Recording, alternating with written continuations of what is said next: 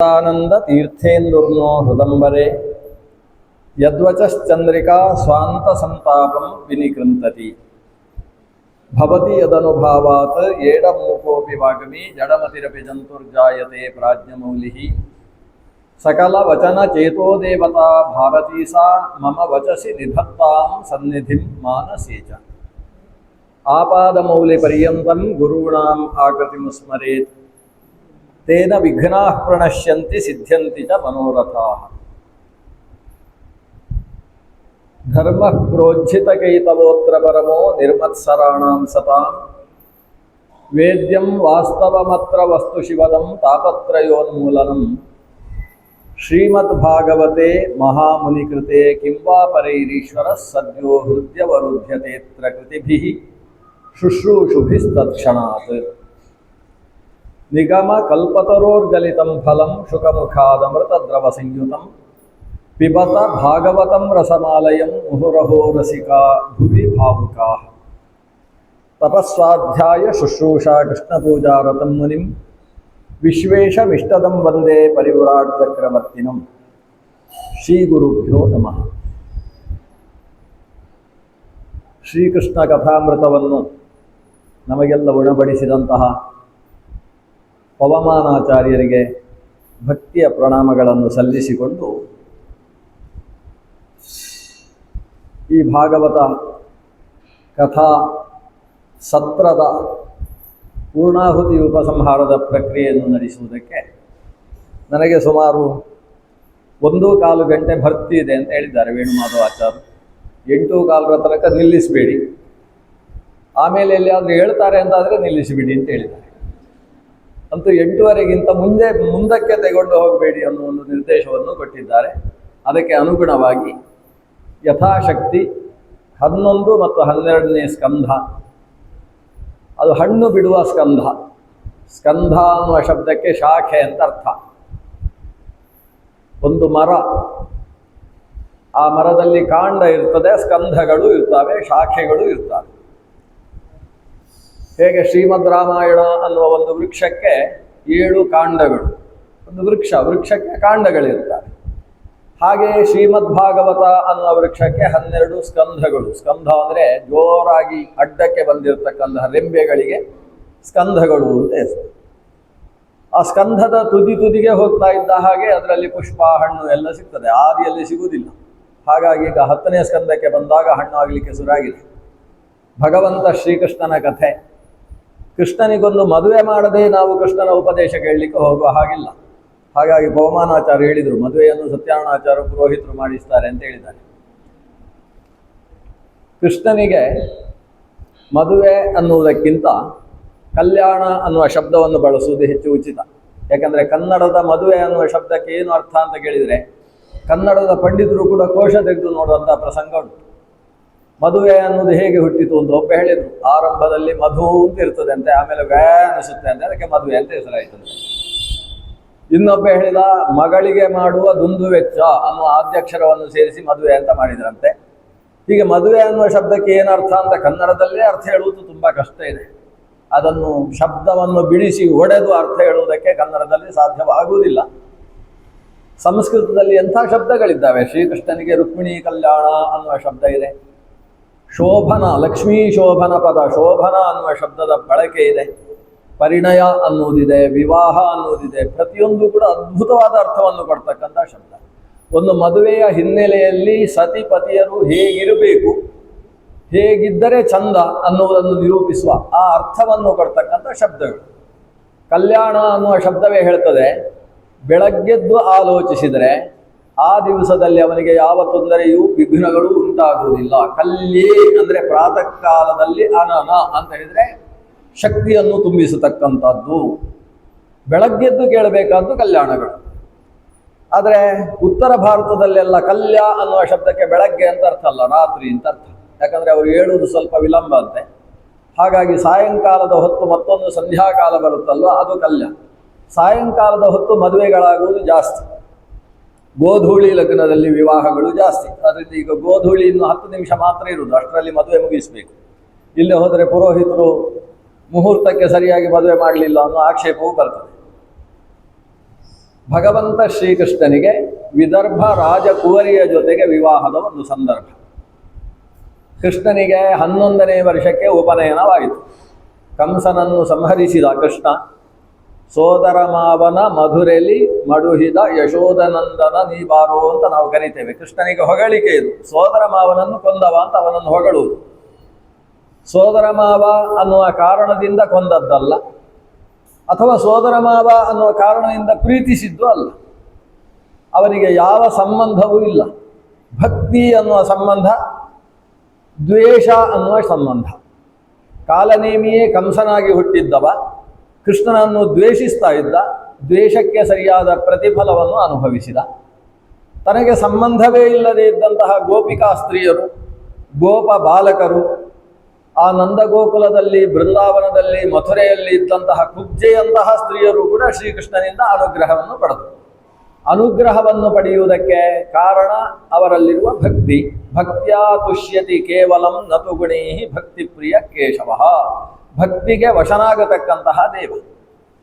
ರುಕ್ಮಿಣೀ ದೇವಿಗೆ ವಶನಾದದ್ದು ಕೂಡ ಭಕ್ತಿಯ ಕಾರಣದಿಂದ. ಆದರೆ ಉಪನಯನ ಆಗದೆ ಮದುವೆ ಆದರೆ ಚೆನ್ನಾಗಿರುವುದಿಲ್ಲ ಅಂತ ಕೃಷ್ಣ ಮೊದಲು ಉಪನಯನ ಮಾಡಿಸಿಕೊಂಡದ್ದು.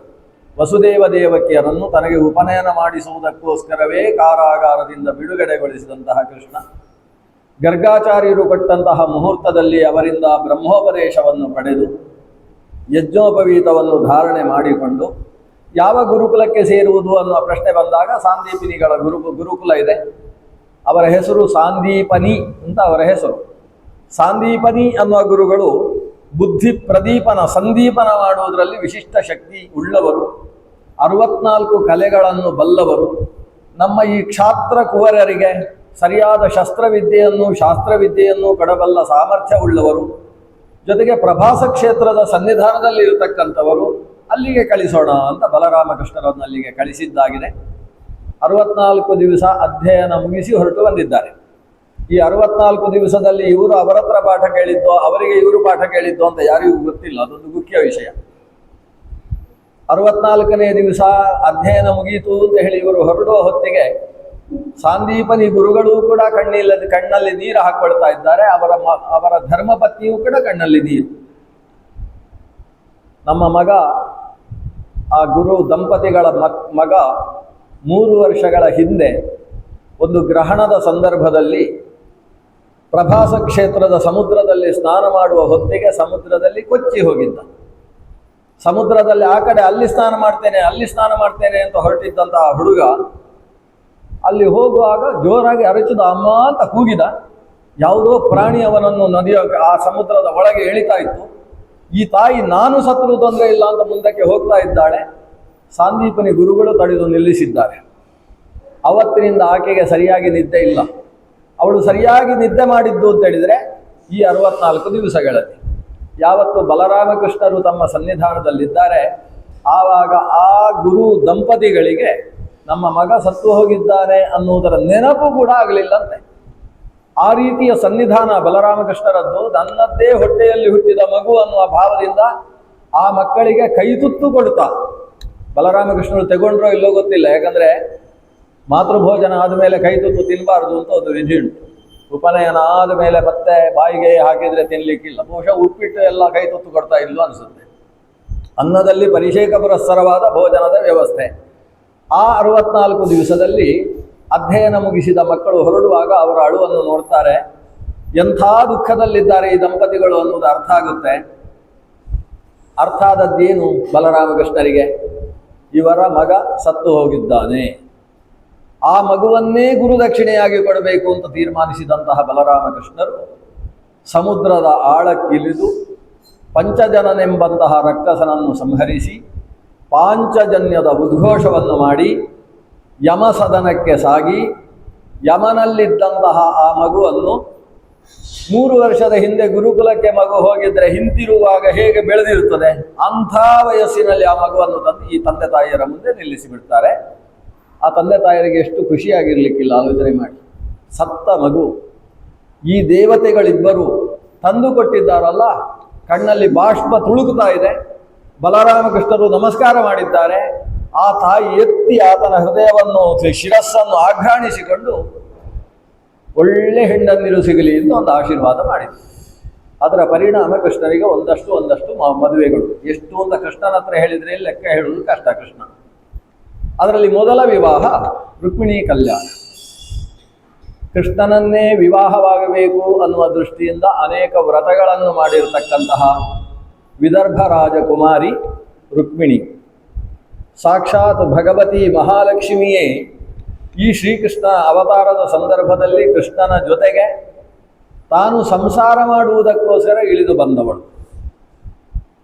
ಕೃಷ್ಣ ತಾನು ಮೂಲ ರೂಪದಲ್ಲಿ ಲಕ್ಷ್ಮೀ, ಭೂದೇವಿ, ಶ್ರೀದೇವಿ ಮತ್ತು ದುರ್ಗಾದೇವಿ ಅವರನ್ನು ಕರೆದು ಹೇಳ್ತಾನೆ, ಹಿಂದಿನ ರಾಮಾವತಾರದಲ್ಲಿ ಒಂದೇ ಮದುವೆ ಅಂತಿತ್ತು. ಜೊತೆಗೆ ಆ ಮದುವೆಯ ಸಂದರ್ಭದಲ್ಲಿ ಸೀತೆಯನ್ನು ಕಾಡಿಗೆ ಕಳಿಸುವಂಥ ಪ್ರಸಂಗಗಳೆಲ್ಲ ಸಿಕ್ಕಾಪಟ್ಟೆ ಬಂದು ಹೋಗಿದೆ. ಈ ಸಲ ಹಾಗಿಲ್ಲ, ಲೆಕ್ಕಾಚಾರವೇ ಇಲ್ಲ. ಮದುವೆಗೆ ಎಷ್ಟು ಬೇಕಾದರೂ ವಿವಾಹವಾಗುವುದಕ್ಕೆ ಸಿದ್ಧ ಇದ್ದೇನೆ. ಅದರಿಂದ ಶ್ರೀದೇವಿಯೂ ಅವತಾರ ಮಾಡಬೇಕು, ಭೂದೇವಿಯೂ ಅವತಾರ ಮಾಡಬೇಕು. ನೀವು ಅವತಾರ ಆದ ಮೇಲೆ ಎಷ್ಟು ಅಂಶಗಳಲ್ಲಿ ಬೇಕಾದರೂ ಕಾಣಿಸಿಕೊಳ್ಬೋದು. ಎಲ್ಲೇ ಲಕ್ಷ್ಮೀ ಸನ್ನಿಧಾನ ಕಂಡ್ರೂ ನಾನು ಮದುವೆ ಆಗುವುದಕ್ಕೆ ಸಿದ್ಧ ಇದ್ದೇನೆ ಅಂತ ಕೃಷ್ಣ ಹೇಳಿದ್ದಾನೆ. ಅದಕ್ಕೆ ಅನುಗುಣವಾಗಿ ಸಾಕ್ಷಾತ್ ಶ್ರೀದೇವಿ ರುಕ್ಮಿಣಿಯಾಗಿ ಅವತರಿಸಿದ್ದಾಳೆ. ಭೂದೇವಿ ಸತ್ರಾಜಿತನ ಮಗಳು ಸತ್ಯಭಾಮಿಯಾಗಿ ಆವಿರ್ಭವಿಸಿದ್ದಾಳೆ. ಜೊತೆಗೆ ದುರ್ಗಾದೇವಿ ಕೃಷ್ಣನಿಗೆ ತಂಗಿಯಾಗಿ ಅವತರಿಸಿದ್ದಾಳೆ. ತಂಗಿಯಾಗಿ ಅವತರಿಸಿದ ಕಾರಣದಿಂದ ಅವಳಿಗೆ ಬ್ರಹ್ಮಚಾರಿಣಿ ಅಂತ ಹೆಸರು. ಅವಳು ಆ ಜನ್ಮದಲ್ಲಿ, ಆ ಅವತಾರದಲ್ಲಿ ಆಕೆ ವಿವಾಹ ಮಾಡಿಕೊಳ್ಳುವುದಕ್ಕೆ ಅವಕಾಶ ಇಲ್ಲ. ಹರಿಸ್ವಸ ಅನಿಸಿಕೊಂಡವಳು ಆಕೆ. ಇತ್ತ ಕೃಷ್ಣನ ರುಕ್ಮಿಣಿ ಕಲ್ಯಾಣ ಅಂದರೆ ಅದರಲ್ಲಿ ಒಂದು ಹಿಂದೆ ದೊಡ್ಡ ರಾಜಕೀಯದ ಷಡ್ಯಂತ್ರಗಳಿಂದ ಕೂಡಿದೆ. ಜರಾಸಂಧ ಕೃಷ್ಣನನ್ನು ಕಂಡರೆ ಆಗದೇ ಇರುವುದು ಇವನಿಗೆ ಜನ್ಮದಿಂದ ಶುರು. ಅವನು ಹುಟ್ಟಿದಾಗ ಕೃಷ್ಣನ ಆವಿರ್ಭಾವ ಇನ್ನೂ ಆಗಿರಲಿಲ್ಲ. ಜರಾಸಂಧನ ಇಬ್ಬರು ಮಕ್ಕಳನ್ನು ಕಂಸನಿಗೆ ಮದುವೆ ಮಾಡಿಕೊಟ್ಟಿದ್ದ ಜರಾಸಂಧ. ಅಷ್ಟು ವಯಸ್ಸಾದಂತಹ ಜರಾಸಂಧ ಅವನಿಗೆ ಈ ಕೃಷ್ಣ ಯಾವಾಗ ತನ್ನ ಇಬ್ಬರೂ ಹೆಣ್ಣು ಮಕ್ಕಳ ವೈಧವ್ಯಕ್ಕೆ ಕಾರಣನಾಗಿದ್ದಾನೆ, ಅವತ್ತಿನಿಂದ ಸಿಕ್ಕಾಬಟ್ಟೆ ಸಿಟ್ಟು. ಮಥುರಾ ನಗರವನ್ನೇ ಸುಟ್ಟು ಹಾಕಬೇಕು ಅಂತ ತನ್ನ ಗದೆಯನ್ನೇ ಬೀಸಿ ಒಗೆದಿದ್ದ. ಆದರೆ ಆ ಗದೆ ಗುರಿ ತಪ್ಪಿ ಬಿದ್ದಿತ್ತು ನಾರದರು ಹೇಳಿದಂತಹ ಕಾರಣದಿಂದ. ಇಷ್ಟರಲ್ಲಿ ಜರಾಸಂಧ ಕೃಷ್ಣನ ಮೇಲೆ ದಂಡೆತ್ತಿ ಬಂದ. ಅಷ್ಟರಲ್ಲಿ ಗುರುಕುಲವಾಸ ಮುಗಿಸಿ ಬಂದಿದ್ದಂತಹ ಭಗವಂತ ಕೃಷ್ಣನ ನಾನಾ ರೀತಿಯ ಕೂಟ ಯುದ್ಧಗಳಿಗೆ ಸೋತು ಹೋದ. ಎಷ್ಟು ಬಾರಿ 23 ಅಕ್ಷೌಹಿಣಿ ಸೈನ್ಯವನ್ನು ಹಿಡ್ಕೊಂಡು ಬಂದರೂ ಕೂಡ ಆತನಿಂದ ಕೃಷ್ಣನನ್ನು ಎದುರಿಸುವುದಕ್ಕೆ ಸಾಧ್ಯವಾಗಲೇ ಇಲ್ಲ. ತನ್ನ ಸೇನೆಯನ್ನು ಕಳೆದುಕೊಂಡು, ಸಂಪತ್ತನ್ನು ಕಳೆದುಕೊಂಡು ತಾನು ಮತ್ತೆ ಮಗಧ ದೇಶಕ್ಕೆ ಹಿಂದಿರುಗ್ತಾ ಇದ್ದ. ಇದೀಗ ಈ ಭೀಷ್ಮಕ ರಾಜನ ಮಗ ರುಗ್ಮಿ ಅಂತ ಹೇಳಿ, ರುಗ್ಮಿ, ರುಗ್ಮಬಾಹು, ರುಗ್ಮಕೇಶಿ 4 ಜನ ಗಂಡು ಮಕ್ಕಳು, ಒಬ್ಬಳು ಹೆಣ್ಣು ಮಗಳು, ಅವಳಿಗೆ ರುಕ್ಮಿಣಿ ಅಂತ ಹೆಸರು. ಈ ರುಗ್ಮಿಯನ್ನು ಜರಾಸಂಧ ತನ್ನ ಪಕ್ಷದಲ್ಲಿ ಸೇರಿಸಿಕೊಂಡಿದ್ದ. ರುಗ್ಮಿಗೆ ಜರಾಸಂಧ ಅಂದರೆ ಬಹಳ ಇಷ್ಟ. ಜರಾಸಂಧ ಅವನು ಬೆಳಗ್ಗೆ ಪೂಜೆ ಮಾಡುವಾಗ ಮೊದಲು ಶ್ರೀ ಗುರುಭ್ಯೋ ನಮಃ ಅಂತೇಳಿ ಜರಾಸಂಧನ ಒಂದು ಚಿತ್ರಕ್ಕೆ ಒಂದು ಪುಷ್ಪ ಇಟ್ಟೇ ಅವನ ಪೂಜೆ ಶುರುವಾಗ್ತಾ ಇತ್ತು. ಜರಾಸಂಧನಿಗೆ ಅನೇಕ ಶಿಷ್ಯರಿದ್ದರು, ಅದರಲ್ಲಿ ರುಗ್ಮಿಯೂ ಕೂಡ ಒಬ್ಬ ಶಿಷ್ಯ. ಜರಾಸಂಧ ಭಾರಿ ಓದಿದವ. ಅವನನ್ನು ಜರಾಸಂಧ ಆಚಾರ್ಯ ಅಂತ ಬೇಕಾದರೂ ಕರಿಬಹುದು. ಬಹಳಷ್ಟು ಓದಿದ್ದ. ಶೈವಶಾಸ್ತ್ರದಲ್ಲಿ ಮಹಾನಿಷ್ಣಾತ, ದೊಡ್ಡ ಜ್ಞಾನಿ. ಅಂತಹ ಜರಾಸಂಧ ಅನೇಕ ಶಿಷ್ಯ ಸಮುದಾಯವನ್ನು ತಾನು ಪಡೆದಿದ್ದ. ಅದರಲ್ಲಿ ರುಗ್ಮಿಯೂ ಕೂಡ ಒಬ್ಬ. ರುಗ್ಮಿಯ ತಂಗಿಯಾದಂತಹ ರುಕ್ಮಿಣೀ ದೇವಿ ಶ್ರೀಕೃಷ್ಣನನ್ನೇ ಮದುವೆಯಾಗಬೇಕು ಅಂತ ಬಹಳಷ್ಟು ವ್ರತಾನುಷ್ಠಾನ ಮಾಡುವುದನ್ನು ಕಂಡಿದ್ದಂತಹ ಆತ ಏನಾದರಾಗಲಿ ಇವಳನ್ನು ಕೃಷ್ಣನಿಗೆ ಕೊಡಬಾರದು ಅಂತ ತೀರ್ಮಾನಿಸಿದ್ದ. ರುಗ್ಮಿಯಲ್ಲಿ ಹೇಳಿದ, ಕೃಷ್ಣನಿಗೆ ಮದುವೆ ಆಗಬಾರ್ದು, ಆದರೆ ಸ್ವಯಂವರ ಅಂತ ವ್ಯವಸ್ಥೆ ಆಗಬೇಕು ರುಕ್ಮಿಣೀ ದೇವಿಗೆ.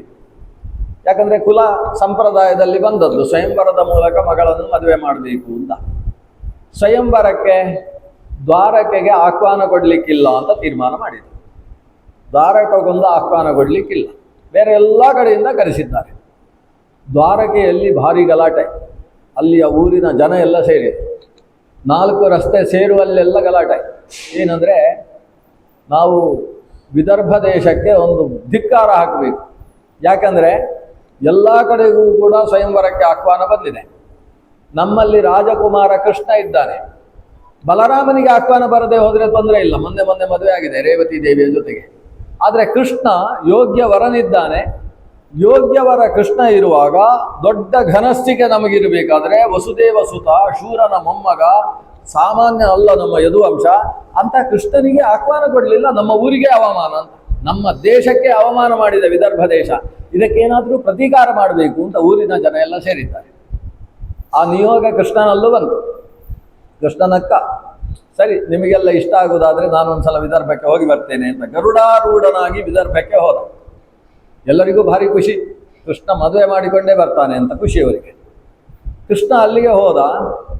ಅಲ್ಲಿ ಭವನದ ಒಳಗೆ ಸ್ವಯಂವರದ ವ್ಯವಸ್ಥೆ ಮಾಡಲಿಲ್ಲ, ಯಾಕಂದ್ರೆ ಅಷ್ಟು ಜನ ಬಂದಿದ್ರಂತೆ. ಎಲ್ಲ ವಯಸ್ಸಾದವರು, ಜರಾಸಂಧನಿಗೆ ಅಪ್ಪ ಆಗುವಂಥ ವಯಸ್ಸಿನವರು ಕೂಡ ಬಂದಿದ್ರಂತೆ. ಒಂದು ಮಾಲೆ ನನ್ನ ಕುತ್ತಿಗೆಗೆ ಬಿದ್ದರೆ ಆಗುವುದು ಅಂತ ಎಲ್ಲ ಕೂತಿದ್ರು ಸ್ವಯಂವರದಲ್ಲಿ. ದೊಡ್ಡ ಹೊರಗಿನ ಮೈದಾನದಲ್ಲಿ ಸ್ವಯಂವರದ ವ್ಯವಸ್ಥೆ. ಇಲ್ಲಿ ಏನು ವ್ಯವಸ್ಥೆ ಮಾಡಿದ್ದಾರೆ, ಜರಾಸಂಧ ಹೇಳಿದ್ದಾನೆ, ನಮ್ಮ ಕೃಷ್ಣ ತುಂಬ ಕಿತಾಪತಿಯ ವ್ಯಕ್ತಿ, ನಾವು ಅವನನ್ನು ಕರೆಯದೇ ಹೋದರೂ ಬರುವ ಸಾಧ್ಯತೆ ಇದೆ, ಮಾನ ಮರ್ಯಾದೆ ಬಿಟ್ಟವ, ಹೀಗೆಲ್ಲ ಹೇಳ್ತಾ ಇದ್ದ ಜರಾಸಂಧ. ಕೃಷ್ಣನಿಗೆ ಸಹಸ್ರನಾಮ ಶತನಾಮ ಹೇಳುವುದು ಅಂದರೆ ಅವನಿಗೆ ಭಾರಿ ಇಷ್ಟ. ಅವನು ಬರುವ ಸಾಧ್ಯತೆ ಇದೆ. ಆದರೆ ಕೃಷ್ಣ ನಮ್ಮ ಸ್ವಯಂವರದ ಒಳಗೆ ಬಂದರೆ ನಮ್ಮ ರುಕ್ಮಿಣಿ ದೇವಿ ಅವನ ಕೊರಳಿಗೆ ಮಾಲೆ ಹಾಕ್ತಾಳೆ.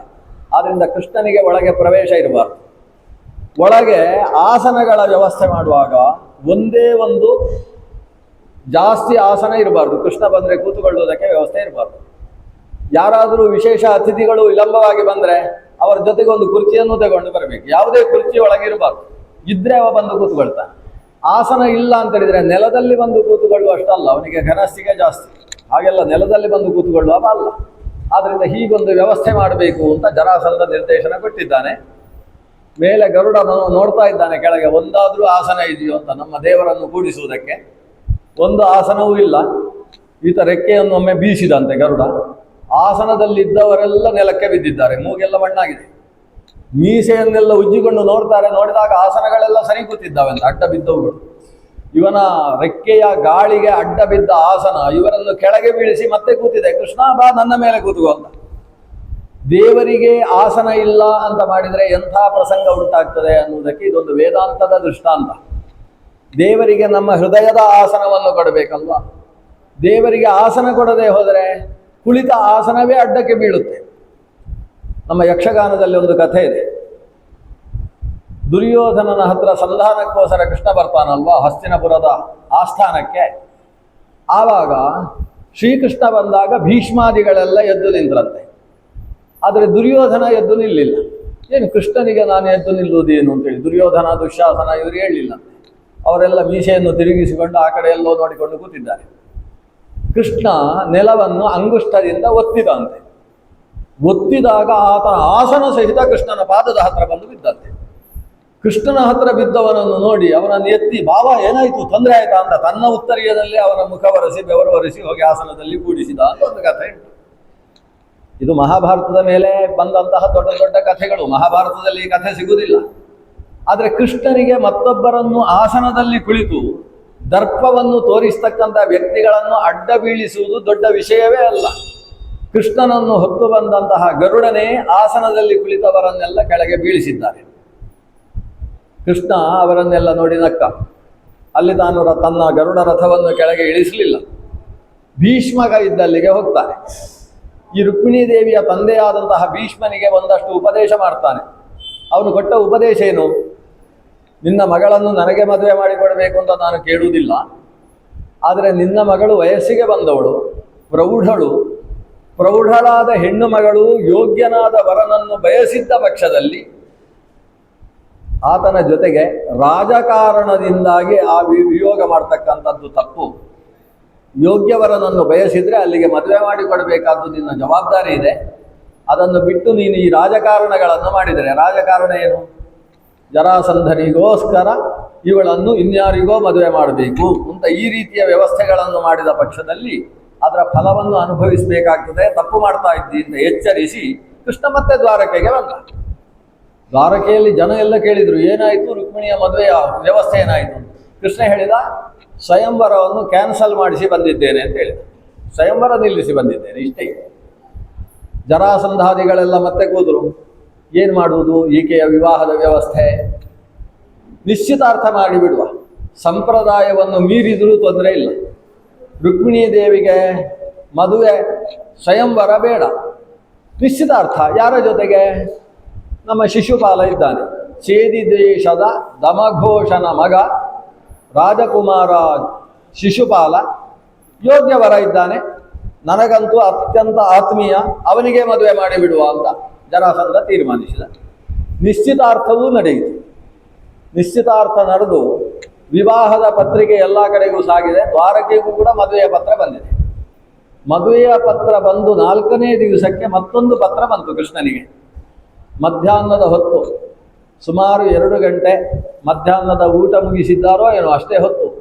ಆ ಹೊತ್ತಿಗೆ ಸರಿಯಾಗಿ ಸುಮಾರು 80 ವರ್ಷ ದಾಟಿದೆ ಅಂತೆ ಒಬ್ಬ ವೃದ್ಧ ಬ್ರಾಹ್ಮಣನಿಗೆ.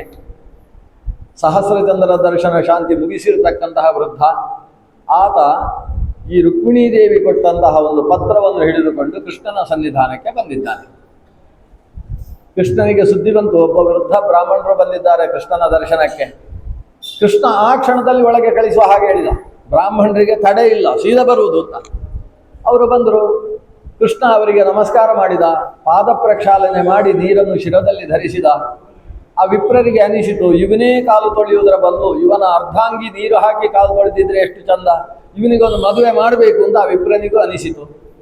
ವಿಪ್ರ ಕೃಷ್ಣನಿಗೆ ಅವಸರದಲ್ಲಿ ಪತ್ರವನ್ನು ಕೊಟ್ಟು, ಕೃಷ್ಣ, ನಾನು ವಿದರ್ಭ ದೇಶದಿಂದ ಬಂದವ, ವಿದರ್ಭದ ರಾಜಕುಮಾರಿ ರುಕ್ಮಿಣೀ ದೇವಿ ನಿನಗೋಸ್ಕರ ಬರೆದು ಕೊಟ್ಟಂತಹ ಪತ್ರ, ಶೀಘ್ರ ಅವಲೋಕನ ಮಾಡು ಅಂತ ಹೇಳಿದ. ಕೃಷ್ಣ ಹೇಳ್ತಾನೆ, ಬ್ರಾಹ್ಮಣರೇ ನೀವು ವಿಶ್ರಾಂತಿ ತಗೊಳ್ಳಿ, ಭೋಜನದ ವ್ಯವಸ್ಥೆ ಆಗಿದೆ. ಊಟಕ್ಕೆ ಕಳಿಸಿದ ಬ್ರಾಹ್ಮಣರದು. ತಾನು ಪತ್ರವನ್ನು ಸಾವಕಾಶವಾಗಿ ಅಧ್ಯಯನ ಮಾಡಿದ. ಪತ್ರವನ್ನು ಓದಿದ್ದಲ್ಲ, ಅದನ್ನು ನಾಳೆ ಪರೀಕ್ಷೆ ಬಂದರೆ ಅದರ ಉತ್ತರ ಬರೆಯುವುದಕ್ಕಾಗುವ ಹಾಗೆ ಅದನ್ನು ಸರಿಯಾಗಿ ಪತ್ರವನ್ನು ಅಧ್ಯಯನ ಮಾಡಿದ. ಆ ಪತ್ರದಲ್ಲಿ ಭುವನ ಸುಂದರ ಅನ್ನುವ ಶಬ್ದದಿಂದ ಕೃಷ್ಣನನ್ನು ಸಂಬೋಧನೆ ಮಾಡಿತ್ತು. ಅಂದರೆ ಲೋಕಕ್ಕೆಲ್ಲ ಸುಂದರ ಅನ್ನುವುದಷ್ಟೇ ಅರ್ಥ ಅಲ್ಲ, ನನಗೆ ಸುಂದರ ಅಂತಲೂ ಅರ್ಥ ಅಲ್ಲ. ಲೋಕಕ್ಕೆಲ್ಲ ಸೌಂದರ್ಯವನ್ನು ಕೊಡುವವ ನೀನು. ಈ ಭೂಮಿಯಲ್ಲಿ ನಿನ್ನ ಹೆಜ್ಜೆಯನ್ನು ಇಟ್ಟಿದ್ದಾದರೆ ಭೂಮಿಗೆ ಅದೊಂದು ಸೌಂದರ್ಯ. ಭೂಮಿ ಅಂತಕ್ಕಂತಹ ಲೋಕ ಮಾತೆ ಯಾರಿದ್ದಾಳೆ, ಆಕೆಯ ಈ ಲಲಾಟದಲ್ಲಿ ಹಣೆಯಲ್ಲಿರ್ತಕ್ಕಂತಹ ಕುಂಕುಮದ ತಿಲಕದ ಹಾಗೆ ಕಾಣಿಸ್ತಕ್ಕಂಥವ ನೀನು. ಲೋಕಕ್ಕೆ ಸೌಂದರ್ಯವನ್ನು ಕೊಟ್ಟಿರ್ತಕ್ಕಂತಹ ಭೂದೇವಿಗೆ ಸೌಂದರ್ಯವನ್ನು ಕೊಟ್ಟಂತಹ ಓ ದೇವ, ನಾನು ನಿನ್ನನ್ನು ವಿವಾಹವಾಗಬೇಕು ಅಂತ ಆಲೋಚಿಸಿದ್ದೇನೆ. ಯಾಕಂದರೆ ನೀನು ರಮಣ, ಲಕ್ಷ್ಮೀದೇವಿಯ ಪತಿ. ಲಕ್ಷ್ಮೀದೇವಿಯ ಪತಿಯಾದಂತಹ ನಿನ್ನನ್ನು ಬೇರೆಯವರು ಅಪೇಕ್ಷಿಸುವುದು ತಪ್ಪು. ಆದರೆ ಲಕ್ಷ್ಮೀಪತಿ ಅಂತ ನಿನ್ನನ್ನು ಅಪೇಕ್ಷಿಸಿದರೆ ಅದು ತಪ್ಪಲ್ಲ. ಅದರಿಂದ ಲಕ್ಷ್ಮೀಪತಿ ಅಂತ ನಿನ್ನನ್ನು ನಾನು ಆಕಾಂಕ್ಷಿಸ್ತಾ ಇದ್ದೇನೆ, ಅಂದರೆ ನಾನೇ ಸ್ವತಃ ಲಕ್ಷ್ಮಿ ಅಂತ ಅರ್ಥ. ಆದ್ದರಿಂದ ಲಕ್ಷ್ಮೀಪತಿಯಾದಂತಹ ನಿನ್ನನ್ನು ಬಯಸಿದ್ದೇನೆ. ಯಜ್ಞದಲ್ಲಿ ಆಹುತಿ ಕೊಡುವುದಕ್ಕೋಸ್ಕರ ಪುರೋಡಾಶ ಅನ್ನುವ ದ್ರವ್ಯವನ್ನು ನಿರ್ಮಾಣ ಮಾಡಿರ್ತಾರೆ. ಹವ್ಯ ಅಂತ ಅದನ್ನು ಕರೀತಾರೆ. ಅಗ್ನಿಯಲ್ಲಿ ಆಹುತಿ ಕೊಡುವುದಕ್ಕೋಸ್ಕರ ಇರತಕ್ಕಂತಹ ಘೃತಪ್ಲುತವಾದಂತಹ ಒಂದು ದ್ರವ್ಯ. ಆ ದ್ರವ್ಯವನ್ನು ಅಗ್ನಿಯಲ್ಲಿ ಭಗವಂತನನ್ನು ಉದ್ದೇಶಿಸಿ ಆಹುತಿ ಕೊಡಬೇಕು. ಆದರೆ ಅಂತಹ ದ್ರವ್ಯಕ್ಕೆ ಒಂದು ನರಿ ಬಾಯಿ ಹಾಕುವುದಕ್ಕೆ ಬಂದರೆ, ಅಥವಾ ಒಂದು ನಾಯಿ ಬಾಯಿ ಹಾಕುವುದಕ್ಕೆ ಬಂದರೆ ಹೇಗೋ ಹಾಗಾಗಿದೆ ಕೃಷ್ಣ ಅಂತ ಪತ್ರದಲ್ಲಿ ಒಂದು ಮಾತು ಆಕೆ ಸೇರಿಸಿದ್ದಾಳೆ. ಅಂದರೆ ಭಗವಂತ ಶ್ರೀಕೃಷ್ಣನೇ ಯಜ್ಞೇನ ಯಜ್ಞಮಯಜಂತ ದೇವಾಹ ಅಂತ ಭಗವಂತನಿಗೆ ಯಜ್ಞ ಅಂತ ಹೆಸರು. ನಿನಗೆ ಆಹುತಿಯ ಸ್ವರೂಪದಲ್ಲಿ ನಿನಗೋಸ್ಕರ ಅಂತ ಸಿದ್ಧವಾದಂತಹ ವ್ಯಕ್ತಿತ್ವ ನನ್ನದ್ದು. ನನ್ನನ್ನು ನಿನಗೆ ಕೊಡಬೇಕು ಅಂಥಲ್ಲಿ ನರಿಯ ಹಾಗೆ ನಾಯಿಯ ಹಾಗೆ ಅದಕ್ಕೆ ಬಾಯಿ ಹಾಕುವುದಕ್ಕೆ ಬಾಸಿಂಗ ಕಟ್ಟಿಕೊಂಡು ನಮ್ಮೂರಲ್ಲಿ ಒಬ್ಬ ಕೂತಿದ್ದಾನೆ. ಅವನಿಗೆ ಚೇದಿ ದೇಶದ ರಾಜಕುಮಾರ ಶಿಶುಪಾಲ ಅಂತ ಹೆಸರು. ಆದ್ದರಿಂದ ಕೃಷ್ಣ, ನಾಡಿದ್ದು ಬೆಳಗ್ಗಿನ ಹೊತ್ತು ಸುಮಾರು 11 ಗಂಟೆಯ ಮುಹೂರ್ತದಲ್ಲಿ ಮನೆ ಬಿಟ್ಟು ಹೊರಗೆ ನಾನು ಬರತಕ್ಕಂಥವಳಿದ್ದೇನೆ. ಊರ ಹೊರಗಿರತಕ್ಕಂತಹ ಕುಲದೇವತೆಯ ಗೌರಿಯ ಆರಾಧನೆಯನ್ನು ನಡೆಸುವುದಕ್ಕೆ ನಾನು ಬರುವವಳಿದ್ದೇನೆ. ಆ ಹೊತ್ತಿಗೆ ಸರಿಯಾಗಿ ನೀನು ನಿನ್ನಲ್ಲೇ ಮನಸ್ಸಿಟ್ಟಂತಹ ನನ್ನನ್ನು ಕೈ ಹಿಡಿಯುವುದಕ್ಕೋಸ್ಕರ ಆಗಮಿಸಿದರೆ ನಾನು ದೀರ್ಘಕಾಲ ಬದುಕಿರ್ತೇನೆ. ಅದು ಇಲ್ಲದೆ ಹೋದರೆ ಜಕ್ಯಾಂ ಅಸೂನ್ ಅಪಿ ವ್ರತ ಕೃಷಾನ್ ಶತ ಜನ್ಮಭಿ ಸ್ಯಾತ್. ಜಕ್ಯಾಂ ಅಸೂನ್ ಅಪಿ, ವ್ರತದಿಂದ ಕೃಶವಾದಂತಹ ಈ ಚೇತನವನ್ನು ನಾನು ನಿನ್ನನ್ನು ವಿವಾಹವಾಗುವುದಕ್ಕೋಸ್ಕರ ಶತಜನ್ಮಗಳನ್ನು ಪಡೆಯುವುದಕ್ಕೂ ಸಿದ್ಧ ಇದ್ದೇನೆ. ನಾನು ಮತ್ತೆ ಇನ್ನೊಬ್ಬರ ಕೈ ಹಿಡಿಯುವುದಕ್ಕೆ ಸಾಧ್ಯ ಇಲ್ಲ. ಆದ್ದರಿಂದ ನನ್ನನ್ನು ಪಾರುಗೊಳಿಸುವುದಕ್ಕೋಸ್ಕರ ನೀನು ಹೊರಟು ಬರಬೇಕು ಅಂತ ಪತ್ರವನ್ನು ಆಕೆ ಮುಗಿಸಿದ್ದಾಳೆ. ನೀನು ಬರದೇ ಹೋದರೆ ಅಂತ ಒಂದು ಮಾತು ಬರೆದಿದ್ದಾಳೆ ಅದರಲ್ಲಿ. ಕೃಷ್ಣನಿಗೆ ಕಣ್ಣಲ್ಲಿ ನೀರು ಬರ್ತಾ ಇದೆ ಅಂತೆ. ಇಂಥ ಒಳ್ಳೆಯ ಮನಸ್ಸಿನ ಹುಡುಗಿ ರಾಜಕಾರಣದ ಉದ್ದೇಶದಿಂದ ಇವಳನ್ನು ಚೇದಿರಾಜನಿಗೆ ಮದುವೆ ಮಾಡುವುದು ಅಂತ ಆಲೋಚನೆ ಮಾಡಿದ್ದಾರಲ್ಲ ಈ ಜನ ಅಂತ ಯೋಚಿಸ್ತಾ ಇರುವಾಗಲೇ ನೀನು ಬರದೇ ಹೋದರೆ ಅಂತ ಮಾತು ನೋಡುವಲ್ಲಿ ಕೃಷ್ಣನ ಕಣ್ಣೀರು ಅದರ ಮೇಲೆ ಬಿತ್ತಂತೆ. ಬರದೇ ಹೋದರೆ ಅನ್ನುವುದೇ ಉಜ್ಜಿ ಹೋಯ್ತಂತೆ. ಕೃಷ್ಣನ ರಥ ಅಷ್ಟು ಹೊತ್ತಿಗೆ ಸಿದ್ಧವಾಗಿ ಕುದುರೆಗಳು ಕೆನಿತಾ ಇದ್ದಾವೆ, ಬೇಗ ಬಾ ಕೃಷ್ಣ ಅಂತ. ದಾರುಕ, ಶೈಬ್ಯ, ಬಲಾಹಕ ಮೊದಲಾದ ಕುದುರೆಗಳನ್ನು ಕಟ್ಟಿ ರಥವನ್ನು ಸಜ್ಜುಗೊಳಿಸಿದ್ದಾರೆ. ಬಲರಾಮನಿಗೆ ಹೇಳುವಷ್ಟು ಕೃಷ್ಣನಿಗೆ ಪುರುಸೊತ್ತಿಲ್ಲ. ಬ್ರಾಹ್ಮಣರು ಊಟ ಮುಗಿಸಿ ಬಂದದ್ದೇ ತಡ. ಅವರ ಪಾರಕ್ಕೆ ನಮಸ್ಕಾರ ಮಾಡಿ ಅವರಿಗೊಂದು ದಕ್ಷಿಣೆಯನ್ನು ಕೊಟ್ಟು, ಕೃಷ್ಣ ನನ್ನ ರಥದಲ್ಲೇ ಬನ್ನಿ, ನಿಮ್ಮ ವಿದರ್ಭ ದೇಶದ ರಥ ಇಲ್ಲೇ ಇರಲಿ, ಪರವಾಗಿಲ್ಲ, ಆಮೇಲೆ ಕಳಿಸಿಕೊಡ್ತೇನೆ. ಅದು ರುಕ್ಮಿಣಿ ದೇವಿಯದ್ದೇ ರಥ, ಅದನ್ನು ಈಗ ತಗೊಂಡು ಹೋಗೋದು ಬೇಡ, ಆಮೇಲೆ ರುಕ್ಮಿಣಿ ಬಂದಾಗ ಅವಳ ಉಪಯೋಗಕ್ಕಾಗುತ್ತೆ, ಅದು ಇಲ್ಲೇ ಇರಲಿಲ್ಲ. ಬಂದಂತಹ ಬ್ರಾಹ್ಮಣರ ರಥವನ್ನು ಅಲ್ಲೇ ಉಳಿಸಿ ಶ್ರೀಕೃಷ್ಣ ತನ್ನ ರಥದಲ್ಲಿ ಪ್ರತ್ಯೇಕ ಆಸನವನ್ನು ನಿರ್ಮಾಣ ಮಾಡಿ ಅಲ್ಲೇ ಬ್ರಾಹ್ಮಣರನ್ನು ಕೂಡಿಸಿಕೊಂಡು ತನ್ನ ರಥದಲ್ಲಿ ಕರೆದೊಯ್ದ ವಿದರ್ಭ ದೇಶಕ್ಕೆ. ಆ ಬ್ರಾಹ್ಮಣರಿಗೆ ಭಾರಿ ಖುಷಿ, ಎಷ್ಟು ಸುಂದರವಾದ ರಥ. ಬರುವಾಗ ಆ ರಥದಲ್ಲಿ ಬರುವಾಗ ಒಮ್ಮೆ ಎತ್ತಿ ಹಾಕುವುದೆಲ್ಲ ಆಗ್ತಾ ಇತ್ತಂತೆ. ಇವನ ರಥದಲ್ಲಿ ಹಾಗಿಲ್ಲ, ಅದು ರಥ ಆಕಾಶದಲ್ಲಿ ಹಾರಿ ಹೋಗುವ ಹಾಗೆ ಆ ಗರುಡ ಧ್ವಜ ರಥ ಹೋಗ್ತಾ ಇತ್ತು. ಬ್ರಾಹ್ಮಣರಿಗೆ ಆಯಾಸವೇ ಆಗಲಿಲ್ಲಂತೆ. ಸಾಯಂಕಾಲ ಸುಮಾರು 4 ಗಂಟೆಗೆ ಹೊರಟಂತಹ ರಥ ಮರುದಿವಸ ಬೆಳಗ್ಗೆ 3:30 ಗಂಟೆ ಕೋಳಿ ಕೂಗುವುದರ ಒಳಗಾಗಿ ವಿದರ್ಭ ದೇಶದಲ್ಲಿದೆ. ದ್ವಾರಕೆಯಲ್ಲಿ, ವಿದರ್ಭದಲ್ಲಿ ಸ್ವಲ್ಪ ನಾವು ಭಾರತದ ನಕ್ಷೆಯನ್ನು ನೋಡಬೇಕು. ಸುಮಾರು 900 ಕಿಲೋಮೀಟರ್ ದೂರದಲ್ಲಿರತಕ್ಕಂಥ ಪ್ರದೇಶ. ಒಂದು ರಾತ್ರಿಯಲ್ಲಿ ರಥ ಅಲ್ಲಿಗೆ ಹೋಗಿ ನಿಂತಿದೆ. ಬೆಳಗ್ಗೆ ಅಲ್ಲೆಲ್ಲ ಎದ್ದು ಬಿಟ್ಟಿದ್ದಾರೆ. ಇವತ್ತು ಭಾರಿ ವಿಶೇಷ ಅಂತ ಎಲ್ಲರೂ ಎದ್ದಿದ್ದಾರೆ. ಜರಾಸಂಧನ ನೇತೃತ್ವದಲ್ಲಿ ಮದುವೆಗೆ ಸಂಬಂಧಪಟ್ಟ ಕಾರ್ಯಕ್ರಮಗಳು ನಡೀತಾ ಇದ್ದಾವೆ. ನಮ್ಮ ಶಿಶುಪಾಲನಿಗೆ ಬಾಸಿಂಗ ಕಟ್ಟಿ ಸಿದ್ಧಾಗಿದೆ, ಪುಣ್ಯಾಹವಾಚನ ನಡೀತಾ ಉಂಟು. ಅಷ್ಟರಲ್ಲಿ ರುಕ್ಮಿಣೀ ದೇವಿಯನ್ನು ಇವತ್ತು ಊರ ಹೊರಗೆ ಕಳಿಸುವ ಕಾರ್ಯಕ್ರಮ ನಡೀತಾ ಉಂಟು. ಈ ವಿಷಯ ನಡೀತಾ ಇರುವಾಗಲೇ ಸುದ್ದಿ ಬಂತು ಜರಾಸಂಧನಿಗೆ, ಶ್ರೀಕೃಷ್ಣ ಬಂದಿದ್ದಾನೆ ಅಂತ ಸುದ್ದಿ ಬಂತು. ಜರಾಸಂಧನಿಗೆ ಒಮ್ಮೆ ಬೆವತು ಹೋಯಿತು. ತುಂಬ ಚಳಿಗಾಲ ಅದು. ಆ ಚಳಿಗಾಲದ ಬೆಳಗ್ಗೆ ಎದ್ದಿದ್ದಾರೆ ಎಲ್ಲರೂ ಕೂಡ ಮದುವೆಯ ಕಾರ್ಯಕ್ರಮಕ್ಕೆ. ಆದರೆ ಕೃಷ್ಣ ಬಂದಿದ್ದಾನೆ ಅಂದಾಗ ಜರಾಸಂಧನಿಗೆ ಸ್ವಲ್ಪ ಬೆವರು ಮೈ ಮೇಲೆ ಬಂತು. ಅವ ಕೇಳಿದ, ಎಷ್ಟು ಜನರ ಜೊತೆಗೆ ಬಂದಿದ್ದಾನೆ, ಎಷ್ಟು ಸೇನೆ ಬಂದಿದೆ ಅಂತ. ಏನೂ ಇಲ್ಲ, ಕೃಷ್ಣ ಒಬ್ಬನೇ, ಒಂದು ಬಿಲ್ಲು, ಒಂದು 4 ಬಾಣಗಳನ್ನು ಹೇರಿಕೊಂಡು ಬಂದಿದ್ದಾನೆ, ಬೇರೆ ಏನು. ಜರಾಸಂಧ ಗೊಳ್ಳನೆ ನಕ್ಕಂತೆ. ಹಾಗಾದರೆ ಅವ ಮದುವೆಗೆ ಬಂದಿರುವುದು, ಅವನ ಸೋದರತೆಯ ಮಗ ಆಗಬೇಕು ನಮ್ಮ ಶಿಶುಪಾಲ, ನನಗೂ ಕೂಡ ಮೊಮ್ಮಗ ಆಗಬೇಕು ಅಂತ ಹೇಳ್ತಾನೆ ಅವ, ನನ್ನ ಪುಳ್ಳಿ ಅಂತ ಹೇಳ್ತಾನೆ.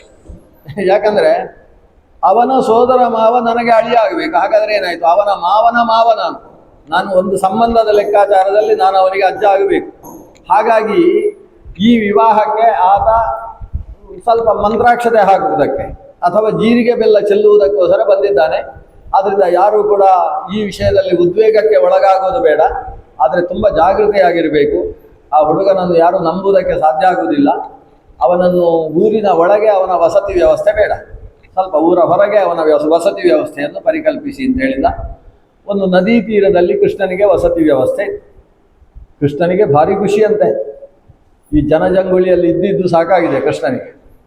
ಇದು ಊರ ಹೊರಗೆ ನದಿ ತೀರ.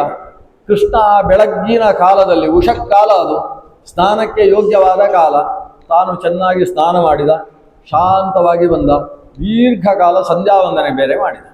ಅವನಿಗೆ ಉಪನಯನ ಆದ ಮೇಲೆ ಸಂಧ್ಯಾವಂದನಕ್ಕೆ ಪುರುಸೊತ್ತಾದದ್ದು ಇವತ್ತೇ, ಸರಿಯಾಗಿ ಪುರುಸೊತ್ತಾದದ್ದು ಇವತ್ತು. ಯಾಕಂದರೆ ಉಪನಯನ ಆದ ದಿವಸವೇ ಅವನು ಗುರುಕುಲಕ್ಕೆ ಹೊರಟ. ಗುರುಕುಲದಲ್ಲಿ ಓದು ಅಲ್ಲಿ ಹೆಚ್ಚು ಸಂಧ್ಯಾವಂದನೆ ಮಾಡಲಿಕ್ಕಿಲ್ಲ. ಗುರುಕುಲದಲ್ಲಿರುವಾಗ 10 ಗಾಯತ್ರಿ ಜಪ ಮಾಡೋದು, 108 ಗಾಯತ್ರಿ ಎಲ್ಲ ಪಾಡ್ಯದ ದಿವಸ ಪುರುಸೊತ್ತಿದ್ರೆ ಮಾತ್ರ. ಓದಿಗೆ ಪ್ರಾಧಾನ್ಯ, ಸಂಧ್ಯಾವಂದನೆ ಕಡಿಮೆ. ಆಮೇಲೆ ಬಂದ ಮೇಲೆ ಜರಾಸಂಧನ ಉಪಟಳವೇ ಆಯಿತು. ಮತ್ತೆ ದಂಡೆತ್ತಿ ಬರ್ತಾ ಇದ್ದ. ಈಗ ಶಾಂತವಾಗಿ ಅನುಷ್ಠಾನ ಮುಗಿಸಿದ. ಬೆಳಗ್ಗೆ 7:30 ಗಂಟೆ ತನಕ ಆತನ ಅನುಷ್ಠಾನ ಆಯಿತು. ದಧ್ಯವು ಅಂತ ಆತ ಧ್ಯಾನ ಮಾಡಿದಂತೆ. ಯಾರನ್ನು? ಸ್ವಾತ್ಮಾನಂ, ತನ್ನನ್ನು ತಾನು ಧ್ಯಾನ ಮಾಡಿದ್ದಂತೆ. ಅದು ಎಂಥವ? ಸ್ವಲಕ್ಷಿತ ಲಕ್ಷಣ ಯುಕ್ತಂ, ತನ್ನ ಸ್ವರೂಪಭೂತವಾದ ಲಕ್ಷಣಗಳನ್ನು ಧ್ಯಾನ ಮಾಡ್ತಾ ಇದ್ದಾನಂತೆ ಕೃಷ್ಣ ಗಾಯತ್ರಿ ಮಂತ್ರದ ಮೂಲಕ. 7:30ಗೆ ಅನುಷ್ಠಾನ ಮುಗಿಸಿದ. ಪೀತಾಂಬರಧರ ಸ್ರಗ್ವೀತ್, ಒಂದು ಮಾಲೆ ಹಾಕಿಕೊಂಡಿದ್ದಾನೆ, ಅಲಂಕೃತನಾಗಿದ್ದಾನೆ, ತನ್ನ ಬತ್ತಳಿಕೆಯನ್ನು ಹೇರಿಕೊಂಡಿದ್ದಾನೆ, ಬಿಲ್ಲು ಹಿಡ್ಕೊಂಡಿದ್ದಾನೆ, ದಾರುಕನ ರಥವನ್ನು ಏರಿದ್ದಾನೆ. ರಥದ ಹತ್ತಿರ ಬರುವಾಗ ಈತನ ಎಲ್ಲಿ ಈತ ವಸತಿಗೋಸ್ಕರ ಇದ್ದಾನೆ ಅಲ್ಲಿ ಭಾರೀ ಜನಜಂಗುಳಿ ಸೇರಿಬಿಟ್ಟಿದೆ. ಇಡೀ ವಿದರ್ಭದ ಜನ ಅಲ್ಲಿ ಬಂದಿದ್ದಾರಂತೆ ಕೃಷ್ಣನನ್ನು ನೋಡುವುದಕ್ಕೆ. ಅಲ್ಲಿಯ ವ್ಯಾಪಾರಿಗಳೆಲ್ಲ ಕೈಯಲ್ಲಿ ಬಂಗಾರದ ತಟ್ಟೆಯಲ್ಲಿ ಮುತ್ತು ರತ್ನ ಎಲ್ಲ ಹಿಡ್ಕೊಂಡು ಬಂದಿದ್ದಾರೆ. ಅವರಿಗೆ ಜ್ಯೋತಿಷ್ಕರೆಲ್ಲ ಹೇಳಿದ್ದಾರೆ, ಬ್ರಾಹ್ಮಣರು, ನೀನು ಕೃಷ್ಣನ ಹತ್ರ ಒಂದು ವೇಳೆ ಅರ್ಪಣೆ ಮಾಡಿದರೆ ನೀನು ಎಷ್ಟು ಕೊಟ್ಟಿದೆಯೋ ಅದು 100 ಪಟ್ಟು ಆಗ್ತದೆ ಅಂತ. ಹಾಗೆ ವ್ಯಾಪಾರಿಗಳೆಲ್ಲ ಅದನ್ನು ಹಿಡ್ಕೊಂಡು ಬಂದಿದ್ದಾರೆ. ಅಲ್ಲಿಯ ಹೆಂಗಸರೆಲ್ಲ ಬೆಣ್ಣೆ, ಲಡ್ಡು, ಚಕ್ಕುಲಿ ಎಲ್ಲ ಹಿಡ್ಕೊಂಡು ಬಂದಿದ್ದಾನೆ. ಕೃಷ್ಣನಿಗೆ ಇಷ್ಟ, ಕೃಷ್ಣನನ್ನೊಮ್ಮೆ ನೋಡಬೇಕು, ನೋಡುವಾಗ ಇದನ್ನು ಕೊಡಬೇಕು ಅಂತ. ಕೃಷ್ಣ ಎಲ್ಲರನ್ನೂ ಕೂಡ ನಗುಮುಖದಿಂದ ಪ್ರತಿಯೊಬ್ಬರನ್ನೂ ಮಾತಾಡಿಸುವ ಹಾಗೆ ನೋಡಿದಂತೆ. ಅವನ ಆ ಒಂದು ದೃಷ್ಟಿಯಿಂದಲೇ ಎಲ್ಲರೂ ಕೂಡ ತಾವು ಕೃತಾರ್ಥರು ಅಂತ ಭಾವಿಸಿಕೊಂಡಿದ್ದಾರೆ. ಕೃಷ್ಣ ರಥವನ್ನೇರಿದ. ರಥ ಅಲ್ಲೇ ಇರುವ ದೇವಸ್ಥಾನದ ಹತ್ರ ಹೋಯಿತು. ಜರಾಸಂಧನಿಗೆ ಅಲ್ಲಿ ಮತ್ತೆ ಬೆವರುವುದಕ್ಕೆ ಪ್ರಾರಂಭವಾಗಿದೆ. ನಾನು ಕೃಷ್ಣನಿಗೆ ಊರ ಹೊರಗೆ ಅಂತ ವ್ಯವಸ್ಥೆ ಮಾಡಿದ್ದೇನೆ, ಆದರೆ ಈಗ ರುಕ್ಮಿಣೀ ದೇವಿ ಊರ ಹೊರಗೆ ದೇವಸ್ಥಾನಕ್ಕೆ ಹೋಗಬೇಕಲ್ವ, ಅದರ ಪಕ್ಕದಲ್ಲೇ ಕೃಷ್ಣನಿಗೆ ವ್ಯವಸ್ಥೆ ಆಗಿದೆ ಅಂತ ಈಗ ಅವನಿಗೆ ಸಮಸ್ಯೆ ಆಯಿತು. ಅವನು ಒಂದಷ್ಟು ಸೈನ್ಯದ ರಕ್ಷಣೆಯನ್ನು ಕೊಟ್ಟು ಕಳಿಸಿದ. ಈ ರುಕ್ಮಿಣಿಯನ್ನು ರಕ್ಷಣೆ ಮಾಡಬೇಕು, ಕೃಷ್ಣನ ಕೈಗೆ ಸಿಗದೇ ಇರುವ ಹಾಗೆ ನೋಡ್ಕೊಳ್ಬೇಕು, ಜಾಗ್ರತೆ ಅಂತ ಎಲ್ಲರಿಗೂ ನಿರ್ದೇಶನ ಮಾಡಿದ. ರುಕ್ಮಿಣೀ ದೇವಿ ಊರ ಹೊರಗಿನ ದೇವಿ ಸ್ಥಾನಕ್ಕೆ ಬಂದಿದ್ದಾಳೆ. ಮನಸ್ಸಿನಲ್ಲೆಲ್ಲ ಕೃಷ್ಣನೇ ತುಂಬಿದ್ದಾನೆ. ಕೃಷ್ಣನನ್ನು ಈ ಹೊತ್ತಿಗೆ ಇಲ್ಲಿ ಬರುವುದಕ್ಕೆ ನಾನು ಹೇಳಿದ್ದೇನೆ, ಕೃಷ್ಣ ಬಂದಾನೋ ಅಂತ ಆಲೋಚಿಸ್ತಾ ಇದ್ದಾಳೆ. ಒಳಗಿರುವ ಕೃಷ್ಣನೇ ಒಳಗೆ 16 ಜನ ಬ್ರಾಹ್ಮಣ ಮುತ್ತೈದೆಯರ ಜೊತೆಗೆ ಆ ಗೌರಿ ದೇವತಾನದ ಒಳಗೆ ಹೋಗಿ ಗೌರಿಯನ್ನು ಪೂಜಿಸಿದ್ದಲ್ಲ, ಅವಳಿಗೆ ಕೃಷ್ಣನೇ ಮನಸ್ಸಲ್ಲಿ ತುಂಬಿದ್ದಾನೆ. ಕೃಷ್ಣನನ್ನೇ ಪೂಜಿಸಿ ಆ 16 ಜನ ಸ್ತ್ರೀಯರಲ್ಲಿ 16 ಗೌರಿಯರು ಅಂತ ಯೋಚನೆ ಮಾಡ್ತಾ ಅವರೇ ಹೇಳಿದ ಪೌರೋಹಿತ್ಯದ ವಿಧಾನದ ಪ್ರಕಾರ ತಾನು 16 ಬಾಗಿನಗಳನ್ನು ಆ ಸ್ತ್ರೀಯರಿಗೆ ಕೊಟ್ಟು ಕೃಷ್ಣನನ್ನೇ ಅವರಲ್ಲಿ ನಮಿಸಿ ಮನಸ್ಸಲ್ಲಿ ಕೃಷ್ಣನನ್ನು ತುಂಬಿಸಿಕೊಂಡು ದೇವಸ್ಥಾನದಿಂದ ಹೊರಗೆ ಬರ್ತಾಳೆ. ಒಮ್ಮೆ ಎಲ್ಲಿ ಕೃಷ್ಣ ಅಂತ ಹೀಗೆ ಕಣ್ಣು ತೆರೆಯುವ ಹೊತ್ತಿಗೆ ಒಳಗೆ ಕಾಣಿಸ್ತಾ ಇದ್ದಂತಹ ಕೃಷ್ಣ ಉದೀಪ ಭಾನುವಿನ ಹಾಗೆ ರಥದವನ್ನು ಏರಿದವ ಕಂಡ. ಆಮೇಲೆ ಅವಳಿಗೆ ಈ ಲೋಕ ಇಲ್ಲ. ಕೃಷ್ಣನನ್ನು ಸಾಕ್ಷಾತ್ ಜೀವನದಲ್ಲಿ ಮೊದಲ ಬಾರಿ ಕಂಡದ್ದವಳು. ಅಲ್ಲಿಯ ತನಕ ನಾರದರು ಮತ್ತೊಬ್ಬರು ಋಷಿಗಳು ಹಿರಿಯರು ಎಲ್ಲ ಹೇಳಿದ್ದನ್ನು ಕೇಳಿ ಕೇಳಿ ಆ ಕಲ್ಪನೆ ಮಾಡಿಕೊಂಡು ಕೃಷ್ಣನನ್ನು ಧ್ಯಾನ ಮಾಡ್ತಾ ಇದ್ದವಳು. ಇವತ್ತು ಸಾಕ್ಷಾತ್ ಅದೇ ರೂಪ ಕಂಡಾಗ ಮೈ ಮರೆತು ರೋಮಾಂಚಿತಳಾದಂತಹ ಆಕೆ ಕೃಷ್ಣನ ರಥದ ಕಡೆಗೆ ಹೆಜ್ಜೆ ಹಾಕುವುದಕ್ಕೆ ಪ್ರಾರಂಭಿಸಿತು. ಇವಳ ರಕ್ಷಣೆಗೋಸ್ಕರ 7 ಸುತ್ತಿನ ಸೈನ್ಯ ಇದೆ. ಅವರು ರಥದಲ್ಲಿ ಕೃಷ್ಣನನ್ನು ನೋಡ್ತಾರೆ, ಈ ಕಡೆ ಇವಳನ್ನು ನೋಡ್ತಾಳೆ. ಇವರಿಬ್ಬರು ಒಟ್ಟಿಗೆ ನಿಂತದ್ದನ್ನು ಒಂದು ಸಲ ನೋಡಲೇಬೇಕು ಅಂತ ಅನಿಸಿತಂತೆ ಎಲ್ರಿಗೂ. ಇದರ ಮಧ್ಯದಲ್ಲಿ ಆ ಕಡೆ ಮನೆಯಲ್ಲಿ ಶಿಶುಪಾಲ ಪುಣ್ಯಾಹವಾಚನಕ್ಕೆ ಕೂತಿದ್ದಾನಲ್ವ, ಆ ಒಂದು ನೆನಪಾಗ್ತದೆ. ಇದು ಒಂದು ರೀತಿಯಲ್ಲಿ ಕಾಗೆ ಗುಬ್ಬಚ್ಚಿಗಳಿಗೆ ಮದುವೆ ಇದ್ದ ಹಾಗೆ. ಇದು ಚೆನ್ನಾಗಿಲ್ಲ. ಅದೇ ಈ ಶ್ರೀಕೃಷ್ಣ ಮತ್ತು ರುಕ್ಮಿಣಿ ಒಟ್ಟಿಗೆ ಕುಳಿತದ್ದನ್ನು ನೋಡದೆ ಹೋದರೆ ದೇವರು ಕೊಟ್ಟ ಕಣ್ಣಿಗೆ ಬಲ ಇಲ್ಲ ಅಂತ ಯೋಚಿಸಿದ್ರು ಅವರು. ಈ ಕೃಷ್ಣನ ರಥದ ಕಡೆಗೆ ಇವಳು ಸಾಗ್ತಾ ಇದ್ದಾಳೆ. ಕೈಯಲ್ಲಿ ಈಟಿ, ಭರ್ಜಿ, ಕತ್ತಿ, ಬಿಲ್ಲು, ಬಾಣ ಎಲ್ಲ ಹಿಡ್ಕೊಂಡವರಿದ್ದಾರೆ ಇವರು. ಯಾಕೆ ಕೈಯಲ್ಲಿ ಏನಿದೆ ಅಂತಲೇ ಗೊತ್ತಿಲ್ಲ ಇವರಿಗೆ. ಒಮ್ಮೆ ಇವರು ರಥವನ್ನೇ ಇರಬೇಕು ಅಂತ ಕೃಷ್ಣನ ರಥದ ಸನಿಹಕ್ಕೆ ರುಕ್ಮಿಣೀ ದೇವಿ ಬಂದಾಗ ಶ್ರೀಕೃಷ್ಣ ತನ್ನ ಬಲಗೈಯನ್ನು ಮುಂದೆ ಮಾಡಿದ. ರಥದ ಸನಿಹಕ್ಕೆ ಬಂದಂತಹ ಈಕೆಯೂ ತನ್ನ ಬಲಗೈಯನ್ನು ಕೃಷ್ಣನ ಕೈಗೆ ಆಧಾರವಾಗಿ ಕೊಟ್ಟಿದ್ದಾಳೆ. ಕೃಷ್ಣ ತಾನು ಆಧರಿಸಿಕೊಂಡು ಅವಳ ಅಂಗುಷ್ಠ ಸಹಿತವಾದ ಕೈಯನ್ನು ಹಿಡಿದು ರಥಕ್ಕೆ ಏರಿಸಿಕೊಂಡ. ಸುತ್ತ ಒಂದು ಸುತ್ತು ಬ್ರಾಹ್ಮಣರನ್ನು ಕಳಿಸಿದ್ದ ನಮ್ಮ ಜರಾಸಂಧ. ಕೃಷ್ಣ ಯಾರಿಗೆ ಹೊಡೆದ್ರು ಬ್ರಾಹ್ಮಣರಿಗೆ ಹೊಡಿಲಿಕ್ಕಿಲ್ಲ ಅಂತ ಅಂದ್ಕೊಂಡು ವೃದ್ಧ ಬ್ರಾಹ್ಮಣರು ಒಂದು ಸುತ್ತಿನ ರಕ್ಷಣೆಗಿದ್ರು ಇವಳಿಗೆ. ಅವರೆಲ್ಲ ಮಂತ್ರ ಉದ್ಘೋಷಣೆ ಮಾಡಿದ್ರಂತೆ. ಗೃಭಣಾಮೀತೆ ಸೌಭಗತ್ವಾಯ ಹಸ್ತಂ. ಸೂರ್ಯ ಸಾವಿತ್ರಿ ಎನ್ನುವ ಋಷಿಗೆ ಕಂಡಂತಹ ಮಂತ್ರ. ಲೋಕದ ಕ್ಷೇಮಕ್ಕೋಸ್ಕರ ನಿನ್ನ ಸೌಭಾಗ್ಯದ ಕೈಯನ್ನು ನಾನು ಹಿಡಿದು ಲೋಕಕ್ಕೆ ಸೌಭಾಗ್ಯವನ್ನು ಉಂಟು ಮಾಡ್ತೇನೆ ಅಂತ ಹೇಳುವ ಮಂತ್ರ. ಆ ಪಾಣಿಗ್ರಹಣ ಮಂತ್ರವನ್ನು ಅವರು ಉಚ್ಚರಿಸ್ತಾ ಇದ್ದ ಹಾಗೆ ಈಕೆಯ ಕೈ ಹಿಡಿದು ರಥವನ್ನು ಏರಿಸಿದ್ದಾನೆ ಕೃಷ್ಣ. ತಾಂ ರಾಜಕನ್ಯಾಂ ರಥ ಮಾರು ರುಕ್ಷತಿ ಜಹಾರ ಕೃಷ್ಣ ದ್ವಿಷತಾಂ ಸಮೀಕ್ಷತಾಂ. ಶತ್ರುಗಳು ಕಣ್ಣು ಬಿಟ್ಟು ಕಣ್ಣು ನೋಡ್ತಾ ಇದ್ದಾರೆ ಕೃಷ್ಣನನ್ನು. ಅವರೆಲ್ಲ ನೋಡ್ತಾ ಇರುವ ಹಾಗೆ ರಥದಲ್ಲಿ ಏರಿಸಿದಂತಹ ಕೃಷ್ಣ ರಥವನ್ನು ತಿರುಗಿಸುವುದಕ್ಕೆ ಹೇಳಿದ ದಾರುಕರಿಗೆ. ರಥ ತಿರುಗಿತು, ಧೂಳು ಎದ್ದಿತು. ಈ ಕೈಯಲ್ಲಿ ಈಟಿ ಬರ್ಜಿ ಹಿಡ್ಕೊಂಡವರು ನೋಡಿದ್ರು ಕೃಷ್ಣ ಎಲ್ಲಿ ರುಕ್ಮಿಣಿಯಲ್ಲಿ ನೋಡಬೇಕು ಅಂತ ನೋಡಿದರೆ ಇಲ್ಲ, ಧೂಳು ಮಾತ್ರ ಕಾಣಿಸ್ತಾ ಉಂಟು. ಕೈಯಲ್ಲಿ ಏನಿರುವುದು ಅಂತ ಯೋಚನೆ ಮಾಡಿದರು.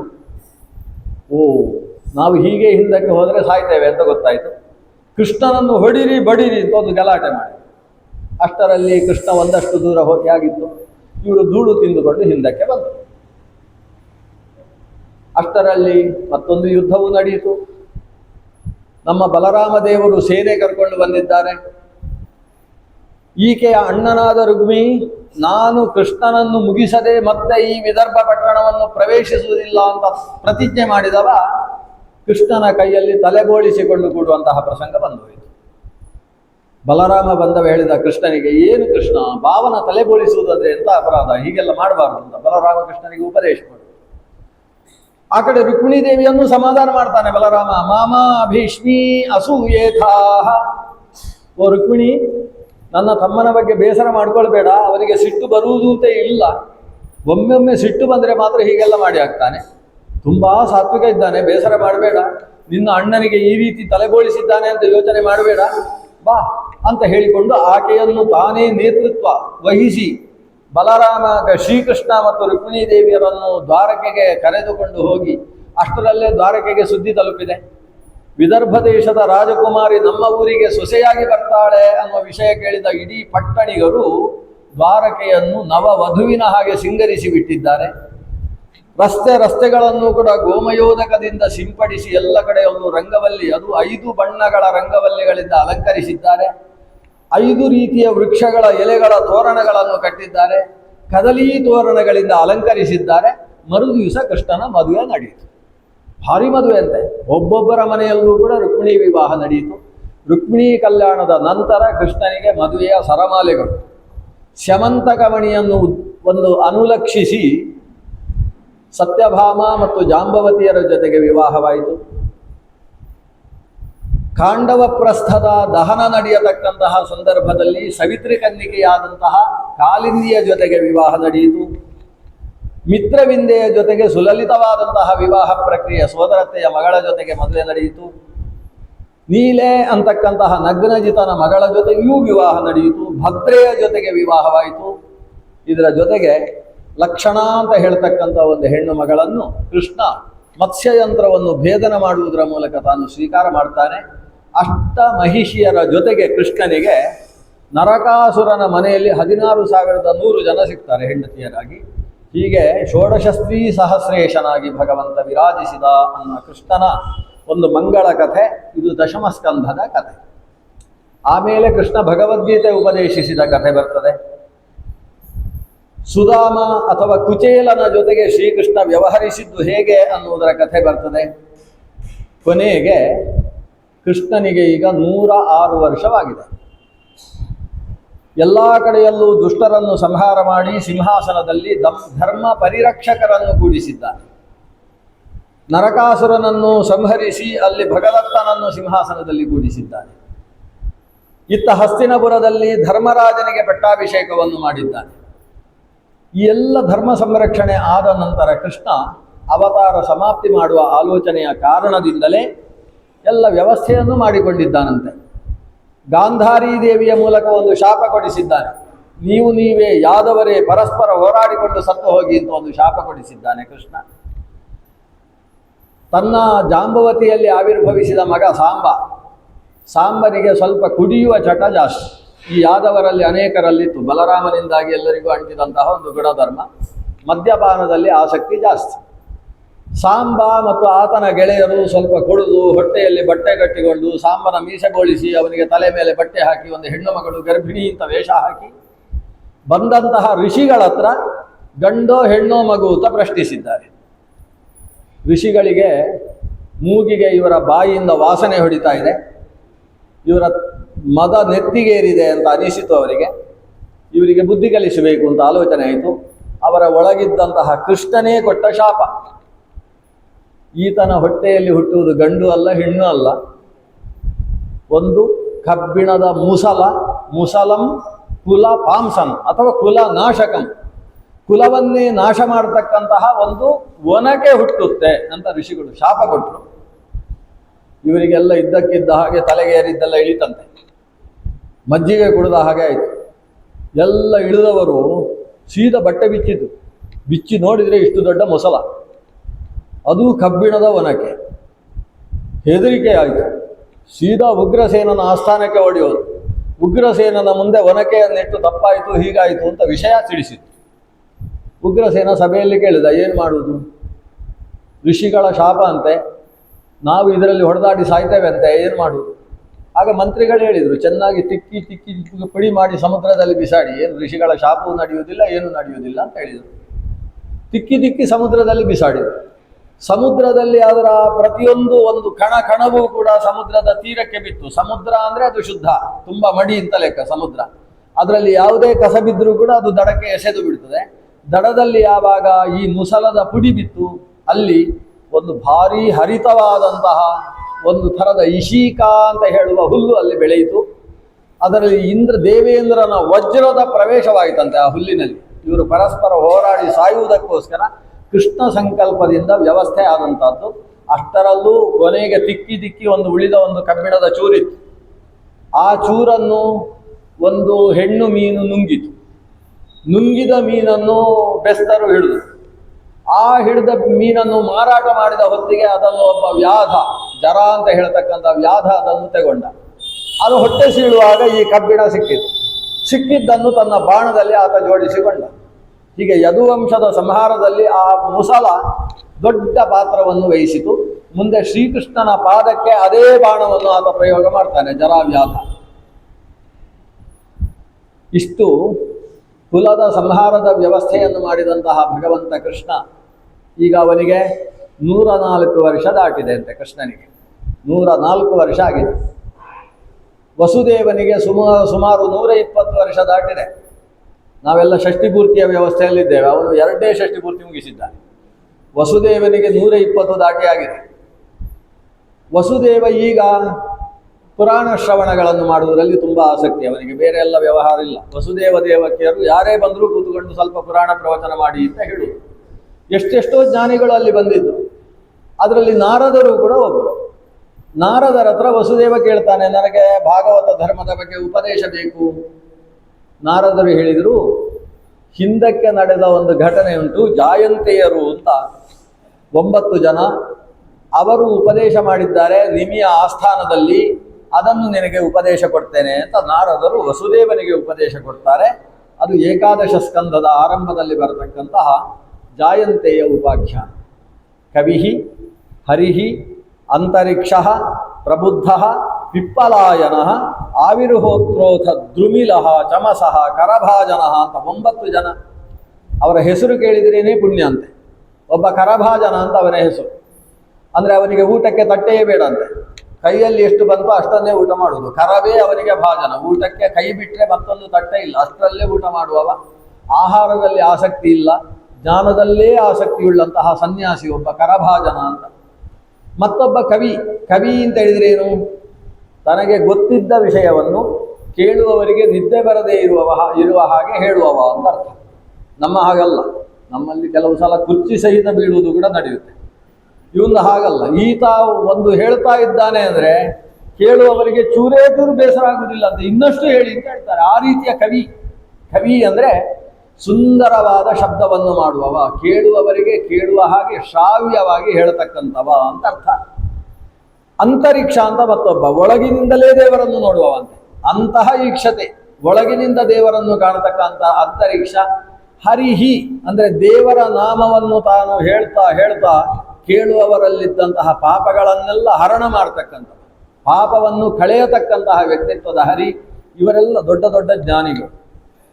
ಅವರಲ್ಲಿ ಒಂದು ಪ್ರಶ್ನೆ, ಧರ್ಮಾನ್ ಭಾಗವತಾನ್ ಬ್ರೂತ ಯದಿನ ಶ್ರುತಯೇ ಕ್ಷಮಂ. ನಮಗೆ ಭಾಗವತ ಧರ್ಮದ ಬಗ್ಗೆ ಹೇಳಿ ಅಂತ ಒಂದು ಪ್ರಶ್ನೆ. ಆಗ ಕವಿ ಉತ್ತರ ಕೊಡ್ತಾನೆ, ಭಾಗವತ ಧರ್ಮದಲ್ಲಿ ಬಹಳ ಮುಖ್ಯವಾದದ್ದು ಏನು ಗೊತ್ತೋ, ಎಲ್ಲವನ್ನೂ ದೇವರು ಮಾಡಿಸ್ತಾನೆ ಅಂತೇಳಿ ನಾವು ಏನೂ ಮಾಡದೇ ಇರುವುದಲ್ಲ, ಮತ್ತೆ ಎಲ್ಲವನ್ನೂ ನಾವು ಮಾಡಬೇಕು, ಆದರೆ ದೇವರು ನನ್ನ ಹತ್ರ ಮಾಡಿಸ್ತಾ ಇದ್ದಾನೆ ಅಂತ ಸಂಕಲ್ಪ ಮಾಡಬೇಕು.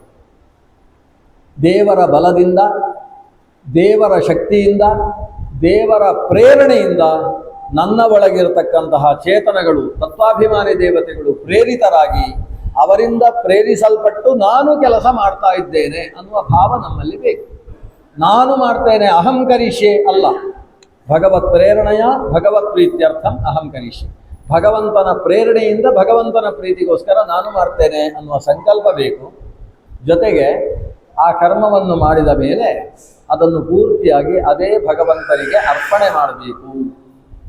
ಕಾಯೇನ ವಾಚಾ ಮನಸೇಂದ್ರಿಯೈರ್ವ ಬುದ್ಧ್ಯಾತ್ಮನಾ ವಾ ಅನುಸೃತ ಸ್ವಭಾವಂ ಕರೋತಿ ಯದ್ಯತ್ ಸಕಲಂ ಪರಸ್ಮೈ ನಾರಾಯಣಾಯೇತಿ ಸಮರ್ಪಯೇತ್ ತತ್.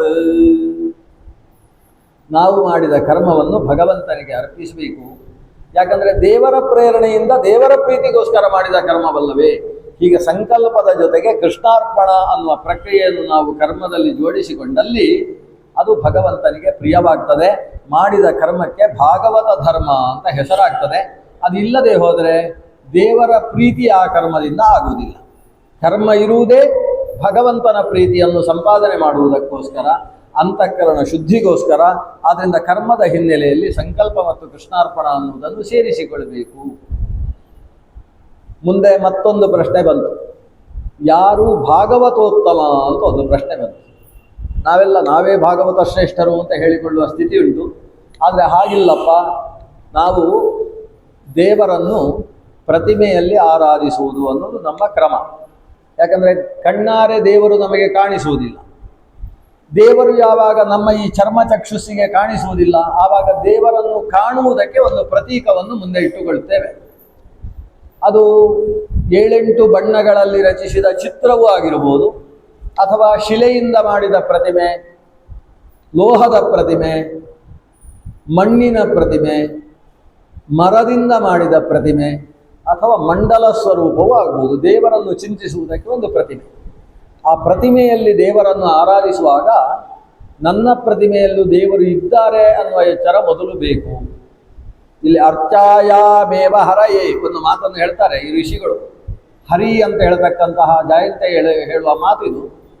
ಪ್ರತಿಮೆಯಲ್ಲೇ ದೇವರನ್ನು ನೋಡ್ತಾ ಇರುವಾಗ ನಮಗೊಂದು ಮನಸ್ಸಿನಲ್ಲಿ ಭಾವನೆ ಬರ್ತದೆ, ನಮ್ಮ ದೇವರ ಕೋಣೆಯಲ್ಲೇ ದೇವರಿರುವುದು, ಅದು ದೇವರ ಕೋಣೆಯಲ್ಲಿರುವ ಪ್ರತಿಮೆಯಲ್ಲೇ ದೇವರಿರುವುದು ಅಂತ ಒಂದು ಭಾವನೆ ಬರ್ತದೆ.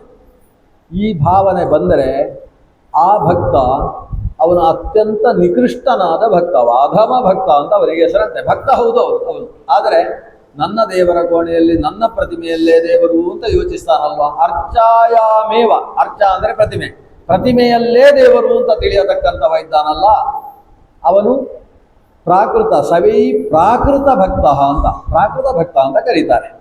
ಯಾಕೆ ಅಂತ ಹೇಳಿದರೆ ದೇವರು ಎಲ್ಲ ಕಡೆ ಇದ್ದಾನೆ. ಇಂಥವರು ಏನು ಮಾಡ್ತಾರೆ ಅಂದರೆ ಬೆಳಗ್ಗೆ 2 ಗಂಟೆ ದೇವರ ಪೂಜೆ ಮಾಡ್ತಾರೆ, ಆಮೇಲೆ ದೇವರ ಕೋಣೆಗೊಂದು ಬಾಗಿಲು ಹಾಕ್ತಾರೆ, ಅಥವಾ ದೇವರನ್ನೇ ಒಂದು ಕೃಷ್ಣಾಜಿನ ಪೆಟ್ಟಿಗೆಯ ಒಳಗಿಟ್ಟು ಅದಕ್ಕೊಂದು ಹಗ್ಗ ಹಾಕಿ ಅದಕ್ಕೆ ಬೀಗ ಹಾಕಿ ದೇವರ ಕೋಣೆಗೂ ಬೀಗ ಹಾಕಿ ನಾಳೆ ತನಕ ಮಾತಾಡಿದರೆ ಜಾಗ್ರತೆ ಅಂತೇಳಿ ಬಂದುಬಿಡ್ತಾರೆ. ದೇವರ ಕೋಣೆಗೆ ಆಮೇಲೆ ಹೋಗ್ಲಿಕ್ಕಿಲ್ಲ.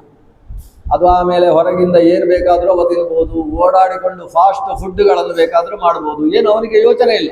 ಯಾಕಂದರೆ ದೇವರ ಹತ್ರ ಮಾತಾಡಿ ಪೂಜೆ ಮಾಡಿಟ್ಟಿದ್ದೇನೆ, ನಾಳೆ ತನಕ ಅವ ಮಾತಾಡುವ ಹಾಗಿಲ್ಲ ಅಂತ ಈ ಭಾವನೆ ಇರ್ತದೆ. ಆದರೆ ದೇವರು ಪ್ರತಿಮೆಯಲ್ಲೇ ಇರುವುದಲ್ಲ, ಎಲ್ಲೆಡೆ ಇದ್ದಾನೆ.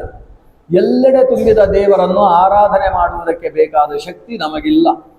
ಮನಸ್ಸು ಅದು ಬಳ್ಳಿ ಇದ್ದ ಹಾಗೆ, ಬಳ್ಳಿ ಬಯಲಿನಲ್ಲಿ ಹರಿಯುವುದಿಲ್ಲ.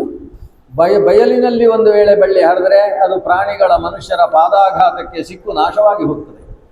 ಬಳ್ಳಿ ಸರಿಯಾಗಿ ಬೆಳೆದು ಹೂ ಬಿಡಬೇಕು ಅಂತಾದರೆ ಅದು ಒಂದು ಆಧಾರ ವೃಕ್ಷವನ್ನು ಅಪೇಕ್ಷಿಸ್ತದೆ. ಹಾಗೆ ನಮ್ಮ ಮನಸ್ಸು ಭಗವಂತನ ಧ್ಯಾನದಲ್ಲಿ ತೊಡಗಬೇಕು ಅಂತಾದರೆ ಅದಕ್ಕೊಂದು ಆಧಾರ ಬೇಕಾಗ್ತದೆ. ಆ ಆಧಾರವೇ ಒಂದು ದೇವರ ಪ್ರತಿಮೆ. ಆ ಪ್ರತಿಮೆಯ ಮೂಲಕ ನಾವು ಮನಸ್ಸಿನಲ್ಲಿ ದೇವರನ್ನು ಕಾಣಬೇಕು, ಪ್ರತಿಮೆಯಲ್ಲೇ ದೇವರನ್ನು ಕಾಣುವುದಲ್ಲ. ನಾವು ತಿರುಪತಿಯಲ್ಲಿ ದೇವರ ದರ್ಶನಕ್ಕೆ ಹೋಗುವಾಗ ನಮ್ಮನ್ನು ಜಗುತ್ತಾ ಇರ್ತಾರೆ, ಜರಗಂಡಿ ಅಂತೇಳಿ ಹೊಡಿತಾ ಇರ್ತಾರೆ ಬೆನ್ನಿಗೆ. ದೇವರು ಕಾಣ್ತಾ ಇರುವಾಗ ಹೀಗೆ ದೇವರನ್ನು ನೋಡ್ತಾ ಒಮ್ಮೆ ಕಣ್ಣು ಮುಚ್ಚಿಕೊಂಡು ಹೀಗೆ ಕೈ ಮುಗಿತಾರೆ. ದೇವರನ್ನು ನೋಡಲಿಕ್ಕೆ ಬಂದವರು ಕಣ್ಣು ಮುಚ್ಚಿಕೊಂಡದ್ದು ಯಾಕೆ? ಅಲ್ಲಿ ಕಂಡಂತಹ ಕಲ್ಯಾಣಾದ್ಭುತ ಗಾತ್ರನಾದಂತಹ ಭಗವಂತ ನನ್ನ ಹೃದಯದಲ್ಲಿದ್ದಾನೆ ಅಂತ ಅನುಸಂಧಾನ ಮಾಡುವುದಕ್ಕೋಸ್ಕರ ಪ್ರತಿಮೆಯಲ್ಲಿ ಕಂಡ ದೇವರನ್ನು ಹೃದಯದಲ್ಲಿ ಅನುಸಂಧಾನ ಮಾಡಬೇಕು. ನಮ್ಮ ಹೃದಯದಲ್ಲಿ ಮಾತ್ರ ಇರುವುದು ಅಂತ ಅನುಸಂಧಾನ ಮಾಡುವುದಲ್ಲ, ಎಲ್ಲರಲ್ಲೂ ದೇವರಿದ್ದಾರೆ ಅಂತ ಚಿಂತಿಸಬೇಕು. ನಾವು ದೇವರ ಆರಾಧನೆಯನ್ನು ಮಾಡ್ತಾ ಇರುವಾಗ ಒಬ್ಬ ಭಕ್ತ ಅಲ್ಲಿಗೆ ಬಂದಾದರೆ ಆ ಭಕ್ತನನ್ನು ಆಧರಿಸಿ ದೇವರ ಪೂಜೆಯನ್ನು ಮಾಡಬೇಕಾದ್ದು ಕರ್ತವ್ಯ. ದೇವರನ್ನು ಸರ್ವಭೂತೇಷು ಯಪ್ಪಶ್ಯೇತ್ ಭಗವದ್ಭಾವಮಾತ್ಮನಃ. ಸರ್ವಭೂತೇಷು, ಬರೀ ಮನುಷ್ಯರಲ್ಲಿ ಅಲ್ಲ, ಸಕಲ ಪ್ರಾಣಿಗಳಲ್ಲೂ ಕೂಡ ಆ ಭಗವದ್ಭಾವ, ಭಗವಂತನ ಅಸ್ತಿತ್ವವನ್ನು ಯಾರು ತಿಳಿಯುತ್ತಾನೆ, ಸವೈ ಭಾಗವತೋತ್ತಮ, ಅಂಥವನು ಭಾಗವತೋತ್ತಮ ಅಂತ ಕರೆಸಿಕೊಳ್ತಾನೆ. ಬರಿಯ ಪ್ರತಿಮೆಯಲ್ಲಿ ಮಾತ್ರ ದೇವರನ್ನು ಕಂಡು ನ ತದ್ಭಕ್ತೇಶು, ಭಗವಂತನ ಭಕ್ತರಲ್ಲಾಗಲಿ, ಭಗವಂತನಿಗೆ ಸಂಬಂಧಿಸಿದವರಲ್ಲಾಗಲಿ, ಚೇತನಗಳಲ್ಲಾಗಲಿ, ಜಡಗಳಲ್ಲಾಗಲಿ ದೇವರನ್ನು ಕಾಣದೇ ಇರತಕ್ಕಂತಹ ವ್ಯಕ್ತಿ ಪ್ರಾಕೃತ ಭಕ್ತ ಅಂತ ಕರೆಸಿಕೊಳ್ತಾನೆ. ಆದ್ದರಿಂದ ನಾವು ಭಾಗವತೋತ್ತಮರು ಅಂತ ಕರೆಸಿಕೊಳ್ಳಬೇಕಾದ್ರೆ ಪ್ರತಿಯೊಬ್ಬರಲ್ಲೂ ಕೂಡ ದೇವರನ್ನು ಕಂಡು ಪ್ರತಿಯೊಬ್ಬರಿಗೂ ಮಾಡತಕ್ಕಂಥ ಉಪಕಾರ ಅಥವಾ ನಗುನಗುತ್ತಾ ಅವರಲ್ಲಿ ಪ್ರೀತಿಪೂರ್ವಕವಾದಂತಹ ಮಾತುಕತೆ, ಇದು ಭಗವಂತನಿಗೆ ಮಾಡುವ ಸ್ತೋತ್ರ ಅನ್ನುವ ಭಾವದಲ್ಲಿ ಜೀವನವನ್ನು ನಡೆಸುವುದು ಏನಿದೆ, ಅದೇ ನಿಜವಾದ ಭಾಗವತೋತ್ತಮತ್ವ ಅನ್ನುವುದನ್ನು ಹರಿ ಅಂತಕ್ಕಂತಹ ಜಾಯಂತೆಯ ಉಪದೇಶ ಮಾಡ್ತಾರೆ. 9 ಜನರ ಉಪದೇಶ ಹೇಳಿದರೆ ಇವತ್ತು 8 ಕಾಲು ದಾಟ್ತದೆ. ಅದಕ್ಕೆ ಮುಂದೆ ಹೋಗೋಣ. ಕೃಷ್ಣ, ಈಗ ಕೃಷ್ಣನಿಗೆ ಎಷ್ಟು ವರ್ಷ? 104.5 ವರ್ಷ ಆಗ್ತಾ ಬಂತು. ಅಷ್ಟರಲ್ಲಿ ದೇವಲೋಕದಿಂದ ಒಂದು ನಿಯೋಗ ಬಂತು. ಕೃಷ್ಣನಿಗೆ ಕೇಳಿಕೊಂಡಿದ್ದಾರೆ ದೇವತೆಗಳು, ಕೃಷ್ಣ ಸಾಕು, ಅವತಾರ ಸಮಾಪ್ತಿ ಮಾಡು. ಕೃಷ್ಣನನ್ನು ಅವತಾರ ಮಾಡು ಅಂತ ಕೇಳಿಕೊಂಡದ್ದು ಅದೇ ದೇವತೆಗಳು. ಈಗ ಹೇಳ್ತಾರೆ, ಶರಚ್ಛತಂ ವ್ಯತೀಯಾಯ ಪಂಚವಿಂಶಾಧಿಕಂ ಪ್ರಭೋ, ನೀನು ಭೂಮಿಯಲ್ಲಿ ಅವತಾರ ಮಾಡಿ 100 ವರ್ಷಗಳು ದಾಟಿ 25 ಋತುಗಳು ಕಳೆದಿದ್ದಾವೆ. ಅಂದ್ರೆ ಏನು? 104 ವರ್ಷ 2 ತಿಂಗಳಾಗಿದೆ ಅಂತ ಅರ್ಥ. ಇಷ್ಟು ಕಾಲ ಕಳೆದು ಹೋಗಿದೆ ಕೃಷ್ಣ. ಆದ್ರಿಂದ ಅವತಾರ ಸಮಾಪ್ತಿ ಮಾಡ್ಬೋದು ನೀನು, ಯಾಕಂದ್ರೆ ಕಲಿಯುಗ ಪ್ರಾರಂಭ ಆಗಿದೆ. ಆದರೆ ಶ್ರೀಕೃಷ್ಣ ಇಲ್ಲಿ ಯಾವಾಗ ತನ್ನ ಪಾದದ ಹೆಜ್ಜೆಗಳನ್ನು ಭೂಮಿಯಲ್ಲಿ ಮೂಡಿಸ್ತಾ ಇದ್ದಾನೋ ಆವಾಗ ಕಲಿ ತನ್ನ ಕೆಲಸವನ್ನು ಮಾಡುವುದಕ್ಕೆ ಸಾಧ್ಯವಾಗ್ತಾ ಇಲ್ಲ. ಅವತಾರ ಸಮಾಪ್ತಿ ಮಾಡುವಂತ ದೇವತೆಗಳು ಪ್ರಾರ್ಥಿಸಿದರು. ಕೃಷ್ಣ ಅವತ್ತಿಂದ ಮತ್ತೆ 1 ವರ್ಷ, 2 ವರ್ಷ, 4 ತಿಂಗಳ ತನಕ ಈ ಭೂಮಿಯಲ್ಲಿದ್ದ. ಈಗ ಶ್ರೀಕೃಷ್ಣನಿಗೆ 106 ವರ್ಷ ಆಗಿದೆ, 6 ತಿಂಗಳು ಜಾಸ್ತಿ ಆಗಿದೆ. ಅಷ್ಟರಲ್ಲಿ ಉದ್ಧವನನ್ನು ಕರೀತಾನೆ ಕೃಷ್ಣ. ಉದ್ಧವ ಕೃಷ್ಣನಿಗೆ ಭಕ್ತ, ಕೃಷ್ಣನಿಗೆ ಅತ್ಯಂತ ಭಕ್ತನಾದವ ಉದ್ಧವ. ಸಾಕ್ಷಾತ್ ಬೃಹಸ್ಪತ್ಯಾಚಾರ್ಯರ ವ್ಯಕ್ತಿತ್ವ ಉದ್ಧವನಲ್ಲಿ ಕಾಣ್ತಾ ಇದೆ. ಅಂತಹ ಉದ್ಧವನನ್ನು ಕರೆದು ಹೇಳ್ತಾನೆ ಕೃಷ್ಣ, ಇನ್ನು ನೋಡು ಅಪಶಕುನಗಳೆಲ್ಲ ಆಗ್ತಾ ಇದ್ದಾವಲ್ಲ, ಈ ಶಕುನಗಳೆಲ್ಲ ಆದವು ಅಂದರೆ ಇನ್ನು 7 ದಿವಸದಲ್ಲಿ ನಮ್ಮ ದ್ವಾರಕ್ಕೆ ಸಮುದ್ರದಲ್ಲಿ ಮುಳುಗುತ್ತೆ ಅಂತ ಅರ್ಥ. ಆದ್ದರಿಂದ ಈ ಅಪಶಕುನದ ಶಾಂತಿಗೋಸ್ಕರ ಇಲ್ಲಿ ಇರತಕ್ಕಂಥ ಹೆಣ್ಣು ಮಕ್ಕಳೆಲ್ಲ ಶಂಖೋದ್ಧಾರ ಕ್ಷೇತ್ರಕ್ಕೆ ಹೋಗಬೇಕು. ಹೆಣ್ಣು ಮಕ್ಕಳು, ಮುದುಕರು, ಮಕ್ಕಳು ಅವರೆಲ್ಲ ಶಂಖೋದ್ಧಾರ ಕ್ಷೇತ್ರಕ್ಕೆ ಹೋಗಬೇಕು. ಯುವಕರು ಅವರೆಲ್ಲರೂ ಕೂಡ ಪ್ರಭಾಸ ಕ್ಷೇತ್ರದಲ್ಲಿ ಹೋಗಿ ಸಮುದ್ರ ಸ್ನಾನ ಮಾಡಬೇಕು. ಎಲ್ಲರೂ ಆಯಾ ಪ್ರದೇಶಕ್ಕೆ ಹೋಗುವ ವ್ಯವಸ್ಥೆ ಮಾಡುವಂತ ಎಲ್ಲ ವ್ಯವಸ್ಥೆ ಆಯಿತು. ಅವರೆಲ್ಲ ಹೋಗ್ತಾ ಇರಬೇಕಾದ್ರೆ ಉದ್ಧವನನ್ನು ಕೃಷ್ಣ ಕರೆದ. ಉದ್ಧವ ಕಣ್ಣಲ್ಲಿ ನೀರು ಹಾಕಿಕೊಂಡು ಕೃಷ್ಣನ ಹತ್ರ ಬರ್ತಾನೆ. ಕೃಷ್ಣ, ಅವತಾರ ಸಮಾಪ್ತಿ ಮಾಡುವುದು ಅಂತ ಹೇಳ್ತಾ ಇದ್ದಿ, ಇನ್ನು 7 ದಿವಸಕ್ಕೆ ದ್ವಾರಕ್ಕೆ ಮುಳುಗಿ ಹೋಗ್ತದೆ ಅಂತ ಹೇಳ್ತಾ ಇದ್ದಿ, ನನ್ನನ್ನು ಯಾವುದೋ ಊರಿಗೆ ಕಳಿಸುವುದರಲ್ಲಿದ್ದಿ ನೀನು. ನಾನು ನಿನ್ನನ್ನು ಬಿಟ್ಟು 1 ಕ್ಷಣವೂ ಇರುವುದಿಲ್ಲ ಕೃಷ್ಣ. ಈ ಕಣ್ಣಿಗೆ ನಿನ್ನ ದರ್ಶನವಾಗ್ತಾ ಇತ್ತು ಅಂತಾದ್ರೆ ಅದು ವೈಕುಂಠ ಪ್ರಿಯ ದರ್ಶನ ಅಲ್ಲ, ವೈಕುಂಠ ದರ್ಶನ ಇದ್ದ ಹಾಗೆ. ಅದಕ್ಕಿಂತ ಪರಮಾನಂದದ ಸ್ಥಿತಿ ಮತ್ತೊಂದಿಲ್ಲ ಕೃಷ್ಣ. ಆದ್ರಿಂದ ನಾನು ನಿನ್ನ ಸನಿಹದಲ್ಲೇ ಇರಬೇಕು. ವಸ್ತುತಃ ಈಗ ಆದ ಅಪಶಕುನಗಳಿಂದ ಆಗುವ ನಾಶವನ್ನು ತಡೆಗಟ್ಟುವುದಕ್ಕೆ ನೀನು ಸಮರ್ಥ. ಆದರೆ ನೀನು ಅದಕ್ಕೆ ಯಾವುದೇ ಪ್ರತೀಕಾರ ಮಾಡುವುದಿಲ್ಲ. ನಿನ್ನ ಸಂಕಲ್ಪಕ್ಕೆ ಅನುಗುಣವಾಗಿ ಎಲ್ಲ ನಡೆಯುತ್ತೆ. ಆದ್ರಿಂದ ನನ್ನನ್ನು ಮಾತ್ರ ದೂರ ಇಡಬೇಕು. ಉಚ್ಛಿಷ್ಟ ಭೋಜಿನೋ ದಾಸಾಹ ತವ ಮಾಯಾಂ ಜಯೇಮಹಿ. ಅಲ್ಲಿ ಆತ ಹೇಳುವ ಒಂದು ಮಾತು, ನೀನಿಲ್ಲಿ ಊಟ ಮಾಡ್ತಿ, ಆಟ ಆಡ್ತಿ, ಬೇರೆ ಬೇರೆ ರೀತಿಯ ಲೀಲೆಗಳನ್ನು ತೋರಿಸ್ತಿ.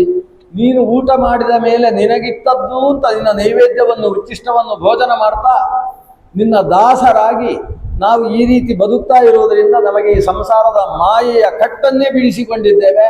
ಅಂಥ ಅವಕಾಶದಿಂದ ವಂಚಿತರಾಗ್ತಾ ಇದ್ದೇವೆ ಕೃಷ್ಣ, ನಮ್ಮನ್ನು ಬಿಟ್ಟು ಹೋಗಬೇಡ. ಅದಕ್ಕೆ ಕೃಷ್ಣ ಹೇಳ್ತಾನೆ, ದೇವರು ತಾನೇ ಲೋಕದಲ್ಲಿ ಅವತಾರ ಮಾಡಿದರೂ ಹುಟ್ಟಿದವ ಸಾಯಬೇಕು ಅನ್ನುವ ವ್ಯವಸ್ಥೆಯನ್ನು ಯಾವತ್ತೂ ವ್ಯತ್ಯಾಸ ಮಾಡುವುದಿಲ್ಲ. ದೇವರೇ ಆದರೂ ಹಾಗೆ. ಜಾತಸ್ಯ ಹಿ ಧ್ರುವ ಮೃತ್ಯು, ಇದಕ್ಕೆ ಭಂಗ ಬರುವ ಹಾಗೆ ಇಲ್ಲ. ಆದ್ರಿಂದ ಈ ಭೂಮಿಯಲ್ಲಿ ಕಾಣಿಸಿಕೊಂಡಂತಹ ವ್ಯಕ್ತಿ ಕಾಣಿಸಿಕೊಳ್ಳದೇ ಇರುವ ಸ್ಥಿತಿ ಅನ್ನೋದು ಬಂದೇ ಬರ್ತದೆ. ಅಂತರ್ಧಾನ ಅನ್ನೋದು ಉಂಟಾಗ್ತದೆ. ಅದರ ಬಗ್ಗೆ ಯೋಚನೆ ಮಾಡಬೇಡ. ಶಾಶ್ವತವಾಗಿ ನಮ್ಮ ಜೊತೆಗಿರುವುದು ಜ್ಞಾನ. ವಿಜ್ಞಾನಂ ಬ್ರಹ್ಮ ಅಂತ ಶಾಸ್ತ್ರ ಹೇಳ್ತದೆ. ಅದರಿಂದ ಜ್ಞಾನವನ್ನು ಒಳಗೆ ತುಂಬಿಸಿಕೊಂಡ್ರೆ ನೀನು ಕೂಡ ಬ್ರಹ್ಮವಿದ್ ಬ್ರಹ್ಮೈವ ಭವತಿ. ಭಗವಂತನ ಸನ್ನಿಧಾನದಲ್ಲಿ ನೀನು ಪೂರ್ಣನಾಗಿರುವುದಕ್ಕೆ ಸಾಧ್ಯವಾಗ್ತದೆ.